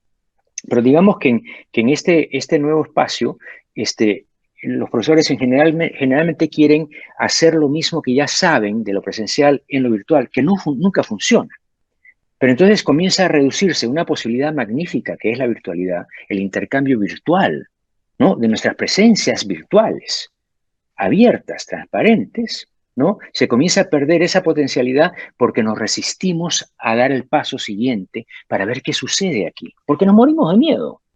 Nos morimos de miedo porque no sabemos cómo vamos a reaccionar, no sabemos qué va a pasar y porque, por supuesto, es más cómodo quedarse donde uno está. O sea, a mí me parece que aquí, en la reflexión que tú has hecho, para mí lo que salta a la mente es necesario que desarrollemos esta actitud farmacológica, esta actitud de ver que todo lo negativo de la tecnología es importante, pero tal vez más importante en este momento es tratar de descubrir las cosas positivas, aquellas cosas que abren espacios que por no conocerlos no son necesariamente negativos, ¿no?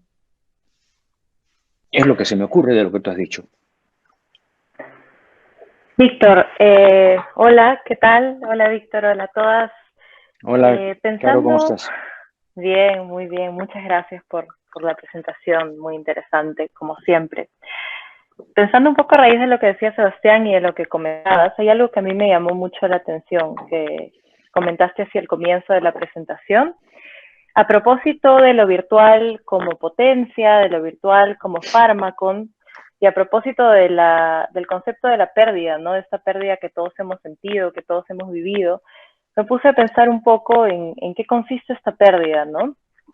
Y tú mencionaste algo que me parece interesante, y es que quizá más que una pérdida de una sensación de normalidad o de realidad, entendiendo lo material como realidad, ¿no? Posicionándome en ese lugar tradicional de la realidad, se aplana, tú dijiste, ¿no? No se pierde, se aplana, porque hay algo que queda, ¿cierto? Entonces, quizá nos encontramos en un espacio que no es ni lo uno ni lo otro, ¿no? Sino un espacio plano. Y creo que parte de la compulsividad, de la frustración, de todas esas cosas que luego mencionaste, lamentablemente me tuve que ir un ratito, así que tampoco he podido escuchar todo, tiene que ver quizá con ese mundo aplanado, ¿no? Es un mundo de potencia, es un mundo potenciado, pero al mismo tiempo hay una sensación de un mundo aplanado. Quería comentar que me llamó mucho la atención eso, ¿no? No es una pérdida desgarradora, es un aplanamiento de las cosas, ¿no? Que es una pérdida desgarradora, me parece a mí. Bueno. O sea lo interesante de la digitalidad, perdón. No, sí, claro. Quizá definitivamente es una pérdida significativa, ¿no? Pero quizá igual hay una presencia hay una referencia a lo anterior, ¿no? Simplemente que quizá más opaco o mediado por estos otros elementos, ¿no? Sí, lo interesante o sea, tenemos toda la experiencia esta, ¿no es cierto? Por ejemplo, el hecho de que tenemos en Spotify o lo que sea nuestra plataforma musical, tenemos una infinidad de música, ¿no es cierto? Que nunca vamos a poder escuchar siempre. Cuando recién adquieres la aplicación, es una cosa maravillosa. O sea, la vida se ha intensificado de una manera que no se había intensificado antes, pero con el tiempo y con la habituación, de pronto, y eso pasa con todo, ¿no? Pero con digamos, la intensidad de la digitalidad, tiene un efecto aplanador en aquello que tendría que tener un valor. O sea, que hay un adormecimiento acerca de esta maravilla que es posible con la digitalidad, que se apaga, también por el hecho de que tenemos ese acceso directo, inmediato y tan fácil a la digitalidad. Entonces, yo pienso que esa sensación que tenemos en diferentes ámbitos, pues es parte de lo que está constituyendo, digamos, ese nuevo paradigma, para volver a lo que hablaba Mati, ¿no? Es un nuevo paradigma en que este aplanamiento y esta intensificación es parte de una dinámica con la que tenemos que aprender a vivir, ¿no? Y no simplemente tomar un polo como el que define, sino más bien la dinámica, digamos, la dialéctica medio suspendida entre estos dos aspectos. Me parece que todo va al fondo a lo más importante, que es la actitud para con los cambios que no son irreversibles. O sea, digamos que no van a cambiar, no podemos ir para atrás, tenemos que seguir adelante. Entonces, mientras vayamos adelante con mayor conciencia, me parece, y esa conciencia solamente la podemos tener conversando unos con otros, no escuchando solamente, conversando, porque cada uno tiene una experiencia distinta. Eso me parece que es necesario para poder, de alguna manera, entrar a una nueva forma de ver en la que estas cosas no estén separadas, sino que sean parte de una sola realidad con la que tenemos que lidiar, ¿no? De acuerdo, de acuerdo. Y me parece interesante eso que dices, ¿no? Quizá era también un poco lo que quería expresar. No es ni la maravilla tecnológica, ni la realidad como la entendíamos antes, ¿no? Ni lo uno ni lo otro. Es una versión aplanada de ambos. Estamos en ese lugar intermedio, sorteándolo. Es difícil. Yeah. Difícil es difícil, así es. Pero también fascinante, ¿no? Porque lo que está pasando ahora. O sea, por ejemplo, sí, claro. a mí me pareció tan interesante la propuesta de este taller en el que vamos a hablar no solamente de los espacios virtuales, sino de las experiencias virtuales que ya están habiendo con estas nuevas aplicaciones, estos nuevos juegos virtuales que hay. Yo no tengo experiencia de eso, a pesar de que he dictado un curso en el que utilizamos videojuegos, pero ahí hay a mí me parece que ahí hay realmente una dificultad generacional. Por lo tanto, yo estaba realmente emocionado de escuchar un poco de eso, ¿no? De que la gente que tiene esa experiencia pueda comparar lo que estoy diciendo yo con la experiencia que tienen ahí, porque me parece que muchas de las cosas que yo digo, que he dicho en la presentación sobre lo virtual y lo real, podría realmente profundizarse y enriquecerse más con esas experiencias de las que no sé mucho, ¿no? Tal vez la gente en la audiencia tenga algo más que decir sobre eso.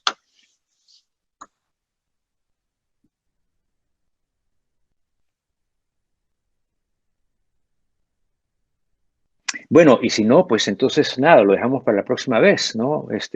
Carlos Manuel, ¿qué dices? Claro que sí, justo me han enviado una pregunta, ahorita la pongo y con eso creo que podríamos cerrar.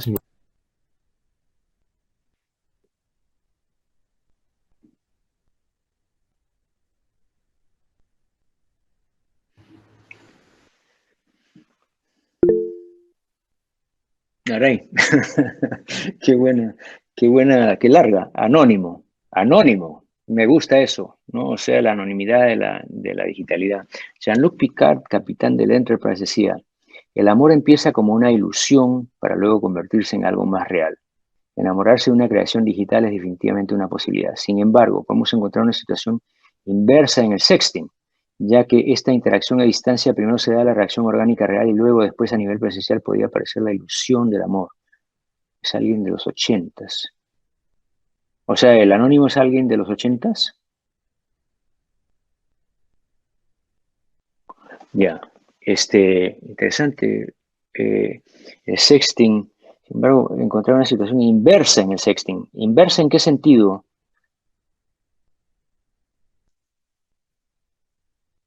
O sea, que el amor, o el sexo vienen antes de luego la presencialidad, donde se reconoce no sé si entiendo bien la pregunta. Yo la entendí como que la referencia se habla de que primero se da el amor y después la parte orgánica, y en cambio en lo digital primero se da lo orgánico y después el amor. Aunque también entro en duda, porque yo creo que también lo digital puede ser más emocional que orgánico. Claro, ¿no? Orgánico es un término ahí, me parece inapropiado, porque en realidad lo que pasa, claro, en la interacción no es orgánico, en la interacción es virtual. Ahora, puede ser que el efecto en uno sea orgánico, pero la relación no es orgánica, es justamente la ausencia de la presencialidad en cada uno de los dos polos, ¿no? Entonces, tal vez esa asimetría no está bien descrita. Más bien lo que yo pensaría es que aquí lo que se plantea es el papel que tiene la corporalidad en la relación con el otro y específicamente en el amor, ¿no? Entonces, en la relación virtual, uno puede tener una relación virtual y enamorarse de alguien por el chat, por ejemplo, y luego conoce a esa persona. Y entonces esa relación que se ha establecido, ¿cierto? Es una relación que aún no tiene un elemento, digamos, corporal, sino que tiene una interacción intelectual, mental, ¿no? Conceptual, que solamente alcanza su plenitud o no, porque ese es el miedo que tiene mucha gente que conoce gente de conocerlas en presencia, ¿no? ¿Qué va a pasar? ¿No? Y eso es lo interesante, lo que sucede en la presencia del otro cuerpo, eso está completamente ausente en la relación virtual primera, tanto como el sexting. O sea, lo que hay ahí es la simultaneidad de una imagen que supuestamente corresponde a la presencia de la otra persona, pero es una presencia que no es una presencia que tiene la misma densidad ni la misma capacidad comunicativa que tiene el cuerpo de la otra persona. No, porque cuando uno ve un cuerpo, no es solamente si te gusta físicamente, es cómo te impacta ese organismo frente a ti, cómo tu organismo mismo empieza de alguna manera a manifestarse. O sea, esas dimensiones de la corporalidad están ausentes en la virtualidad. Y esa es una gran pregunta, ¿no? Si están ausentes ahí, ¿cómo transforma eso nuestra concepción y nuestra experiencia de lo que llamamos amor? ¿No? No sé, o sea, es un tema interesante que podríamos conversar, pero eso es lo que me viene a la mente.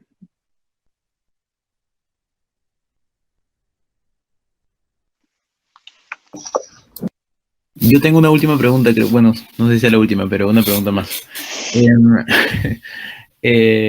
Bueno, creo que es algo de lo que ya se dio cuenta en realidad en la presentación, pero no terminé de entenderlo, supongo que porque soy un poco nuevo en esas redes conceptuales.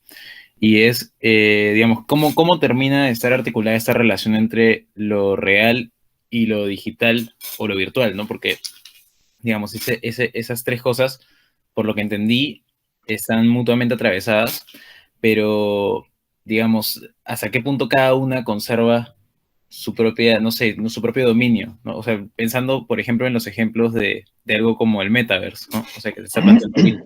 Digamos, ¿dónde está esa distancia y qué hay que hacer con ella? A ver, ¿cómo está esa distancia ahí? Yo diría que lo que está pasando, o sea, hay mucha gente que no está conectada con Internet, que no tiene las experiencias de las que estamos hablando. En ese caso, el mundo es para ellos de una cierta manera. Para nosotros que estamos entre lo uno y lo otro, estamos entrando en una nueva era, ¿no? En la que ese dualismo con el que hemos estado inculcados desde el principio, porque esa es la manera como nuestra cultura nos ha hecho pensar en lo virtual, ¿cierto? Está de alguna manera siendo deconstruido por la experiencia misma que estamos teniendo. Que el metaverse es simplemente, digamos, el fin al que llega este desarrollo que estamos viendo en el que la virtualidad cada vez está más involucrada en lo que hacemos. O sea, ya mi identidad física ya no es única. O sea, yo tengo una presencia digital, ¿no es cierto?, donde tengo interacciones que se cruzan con las interacciones normales, por ejemplo, interacciones bancarias, por ejemplo, ¿no? Que ya son parte de mi vida cotidiana. Y que entonces mi vida y mi identidad ya no es solamente una identidad física, sino también una identidad que tiene conexiones con lo virtual y que entra en una temporalidad y una espacialidad distinta y sin embargo están conectadas de una manera que no estaban antes. O sea, no sé si ustedes han tenido esa dificultad. Para mí siempre ha sido difícil entrar a la vida que te da una aplicación, la aplicación del banco, por ejemplo. Ya no tengo que ir al banco personalmente y de repente estoy haciendo, y ahora ya lo hago corrientemente, pero entonces eso quiere decir que mi vida ha cambiado, ya no es una vida meramente empírica, es una vida empírica que está de alguna manera trastocada por esa digitalidad, ¿no? Entonces, ¿qué te puedo decir? Hay diferentes niveles en los que estamos descubriendo eso, y en la medida que vamos avanzando, pues eso se va a generalizar cada vez más. Y esa relación entre lo virtual y lo real va a seguir siendo cuestionada y reconcebida, a mi parecer, en la medida que sea necesaria. No sé si eso responde a tu pregunta, Carlos. Sí. Bueno, lo único, un pequeño comentario tal vez, es que, bueno, a mí, digamos, con lo que dijiste, lo que entiendo es que hay una especie de, bueno, ¿cómo decirlo? Una especie de dislocación, ¿no? No sé qué palabra usar ahorita, pero se entiende a qué voy, ¿no? O sea, todo esto que en la tradición más hegeliana es como la ruptura de una unidad previa. Y quería más bien, digamos, preguntar, digamos, este tipo de reflexiones de filosofía de la tecnología, ¿no? Que intentan asumir, digamos, esa herencia nietzscheana de una conciencia con el devenir, ¿no? Y de una sabiduría que se pare justamente en ese dinamismo de la vida. digamos, hacia dónde iría esta reflexión como una cura o como, digamos, se entiende, ¿no? Como una terapia entre lo que estamos viviendo, o más que terapia en sentido médico, sino, digamos, como herramientas para que la gente pueda comprender, digamos, el sentido del pensar está en eso, supuestamente, ¿no? En dar herramientas para que la gente, digamos, desarrolle una comprensión que la lleve a estar en paz con eso, ¿no? Y no sé, ¿cuál es tu perspectiva sobre eso? O sea, deberíamos más bien intentar que esa dislocación se corrija y retorne a una unidad, o más bien abrazar esa nueva pluralidad de experiencias que es la virtualidad y lo digital, ¿no? Bueno, muy buena pregunta. Muy buena pregunta. A mí me parece que la fragmentación es una característica de la existencia humana, una característica que a través de la teoría filosófica tratamos de alguna manera de explicar de una manera holística. O sea, ese es un prejuicio que tengo yo, un presupuesto que yo tengo incluso antes de la digitalidad, ¿no es cierto? O sea, entre Hegel y Kierkegaard, yo prefiero a Kierkegaard justamente porque Kierkegaard no requiere, como lo requiere Hegel, de la completud, del llegar a una cosa completa, ¿no? Cerrada.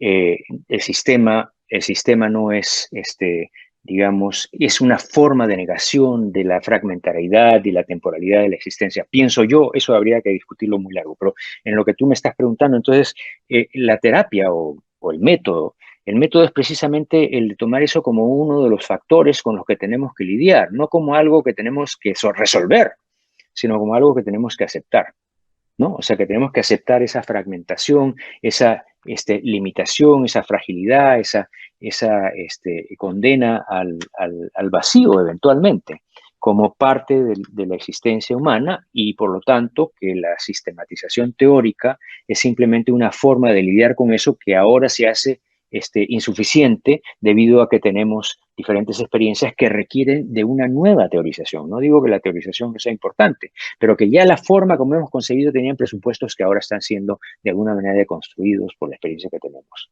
Eso, digamos que eso es lo primero que te respondería. Como digo, todo lo que yo digo acá podemos conversarlo por mucho tiempo y puedo cambiar la forma como lo veo. O sea, todo está, nada está completamente claro, así que es importante estas discusiones, me parecen que son esenciales para que todos nos aclaremos por lo que estamos viviendo, ¿no? Pero gracias por la pregunta, buena pregunta. Sí, quería hacer un comentario. Hola, Víctor, ¿cómo estás? Natalia, Marco, ¿cómo estás? Bien, bien, gracias. Bueno, definitivamente, si algo hay de humano en el planteamiento de hoy, es que estamos atravesados por una ambivalencia tremenda en relación al tema. Y bueno, en algún momento captamos el potencial creador y en otros momentos captamos precisamente este aplanamiento que ha venido surgiendo como significante, ¿no? De mi lado, mientras te escuchaba, venía pensando en cómo en sí misma la digitalidad implica una gran revolución en todo el sentido de la palabra. Es decir, no hay aspecto de la vida que no esté en este momento permeado por la digitalidad, cosa que ningún campo de lo humano ha logrado con tanta concretud como lo digital lo ha venido haciendo. Ahora, pensaba que incluso dentro de la digitalidad haya en este momento también un gran acontecimiento. Cuando tú hablabas, por ejemplo, de la app del banco, pienso que ahí podemos ejemplificar esta primera gran etapa en donde da la impresión de que es algo más unidireccional en función de la iniciativa que queda del lado del humano, en donde hay un comando, en donde hay algo que uno quiere con este gadget tecnológico y de algún modo el gadget responde. Incluso cuando se trata de una interacción digital con otra persona del otro lado, digamos que hay algo que sigue dándose dentro de los límites de lo que es familiar para el sujeto. Sin embargo, pienso ahorita en todo el desarrollo de la inteligencia artificial, que da la impresión de que se emancipa incluso del programador que logra un poco a través de la retroalimentación incluso logra generar otros sistemas y otras propuestas que incluso ya escapan al escrutinio del sujeto. Y la iniciativa me da la impresión que queda ahorita del lado de toda esta tecnología de la inteligencia artificial, que incluso tiene, o sea, un estatuto de interacción, queriendo incluso decir con esto que la interacción con estos sistemas no solo van a provocar cambios subjetivos, sino que creo que, siguiendo la línea de Mati, podríamos incluso hablar hasta de nuevas configuraciones del inconsciente que surjan a partir de estas interacciones. Y me da la impresión que a partir de allí, más bien hay una suerte como de obsolescencia de lo humano. Porque un poco viendo la tendencia, me da la impresión de que incluso ciertas profesiones podrían tender a desaparecer. Si observamos hoy la medicina, por ejemplo, a partir de todas estas lecturas e intervenciones que puede hacer la inteligencia artificial, me parece que en un tiempo corto va a estar más del lado de la ingeniería que de la medicina, esta práctica médica. ¿Qué decir incluso de la psicoterapia? Esa es una gran pregunta que me hago. Tal vez la psicoterapia pase a ser una lengua muerta en unos pocos años. Entonces, bueno, ¿cómo pensar también allí esa potencialidad? ¿Cómo pensar el vínculo del sujeto con la imagen digital cuando ya esta imagen se crea, digamos, bajo un régimen totalmente distinto al que conocíamos hasta ahora? Me parece interesante jugar a la futurología con esto, pero a partir del presente, obviamente. Sí, bueno, me haces pensar mucho en lo que he escuchado otra vez ayer de Harari, en que habla del poder de los algoritmos, ¿no? De cómo digamos que él distingue entre el pensamiento humano, que tiene, digamos, un aspecto estético y ético, que tiene que ver con la evaluación de valores, y la inteligencia artificial, que resuelve problemas, pero que no tienen en absoluto conexión con los sentimientos, con todo lo que constituye la subjetividad humana y de la cual surgen los valores y la ética y estas preguntas, que lo llevan no a la ingeniería ni a la psicología, sino a la metafísica, ¿no es cierto?, a la filosofía. Entonces, yo pienso, no entiendo bien cómo consideras tú que eso puede llegar a una transformación del inconsciente. Creo que eso es lo que dijiste, ¿no es cierto? Sí. Pero sí me parece que el poder de los algoritmos va a transformar el mundo en un mundo, si es que no hacemos algo para de alguna manera compensarlo, para encontrar un balance, va a convertir el mundo en un mundo que ya estamos viendo, ¿cierto? Que está manejado por sistemas que no tienen el razonamiento humano que es necesario para el tipo de apertura psicológica, digamos, que nos es familiar. Ahora, tú dices, de repente la psicoterapia, el psicoanálisis va a convertirse en una lengua muerta. Es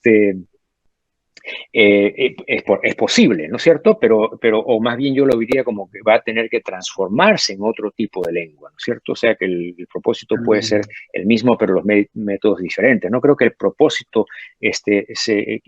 caiga en la obsolescencia, porque el propósito es el conocimiento de uno mismo, pero también está digamos, no sé si es que el conocimiento de uno mismo, eso también es, digamos, discutible, pero ¿qué cosa pasará con los seres humanos cuando los seres humanos estén hackeados, como dice también Harari, ¿cierto? Donde su vida cotidiana esté determinada cada vez más por los algoritmos, que no solamente te van a decir qué comprar, sino qué estudiar o qué trabajo tomar, qué cosa es lo que sucede entonces con ese ser que está surgiendo. Eso sí es que es un ser como un zombie que no tiene ya salvación de la inconsciencia, o si es que de repente, no sé, o sea, ahí estamos ya en un territorio completamente desconocido, y hacer profecía sobre eso a mí es inútil, pero sí ver que las transformaciones que están ocurriendo van a requerir de una reconcepción de todas estas cosas que no son familiares. Sí, yo lo pensaba un poco en relación al tema de lo inconsciente, porque si algo caracteriza el vínculo del sujeto con la tecnología digital es precisamente esa fluidez que por lo general conjura cualquier contrariedad, cualquier mediación, cualquier límite, que son precisamente los insumos del deseo. Es decir, para que haya deseo tiene que haber límite, tiene que haber contrariedad, y más bien este modo de adecuación constante entre lo orgánico, entre lo subjetivo y los dispositivos materiales y los algoritmos, me da la impresión que va paulatinamente sofocando todo lo que uno entiende desde una perspectiva psicoanalítica como el deseo. Entonces, me parece que es interesante ver, tal cual como tú dices, no solo qué efecto esto tiene, sino en qué medida los terapeutas pueden generar espacios dentro de estos entornos virtuales para poder seguir operando psicoanalíticamente. Yo creo que ese es un problema que hay que afrontar de manera urgente, sí, con creatividad y con rigor. Absolutamente, sí, la reconstitución de la subjetividad en realidad. Bueno, Carlos, estamos ya pasados de la hora. Yo estoy dispuesto a una última pregunta si es que la hay, si no, nos despediremos. ¿Hay alguna última pregunta? A mí me gustaría tal vez tocar brevemente un tema que tal vez no mencionaré más adelante, justo sobre los NFTs y bueno, el otro sobre Narciso. Sobre los NFTs, pequeño caso, ejemplo, cuando pensábamos en qué puede tener un valor, cómo se puede monetizar, y acá pues se venden tweets. Pero como puedes ver, los tweets se venden en bitcoins y tienen alto precio. O sea, y el valor de estos tweets está muy relacionado tanto a esta idea del recuerdo, del que me parece un momento valioso en la historia, y a la vez en qué sentido se puede monetizar la información, el contenido o las expresiones humanas, ¿no? Entonces, ¿cuál es el lugar de la producción humana, la monetización y el valor del arte dentro de todo esto, ¿no? Empieza a transformarse. Sí, bueno, para mí, mientras más estoy familiarizándome con la idea del NFT, primero se me hace que tiene que ver con, como ya lo dije, específicamente con nuestra relación con la memoria, con el tiempo, con la temporalidad, ¿no? El arte siempre ha sido, en cierto sentido, una forma de hacer permanente, cierto arte, ¿no? De hacer permanente una realidad que pasa, ¿no? O sea, un sentimiento, una escena, una acción memorializada para siempre.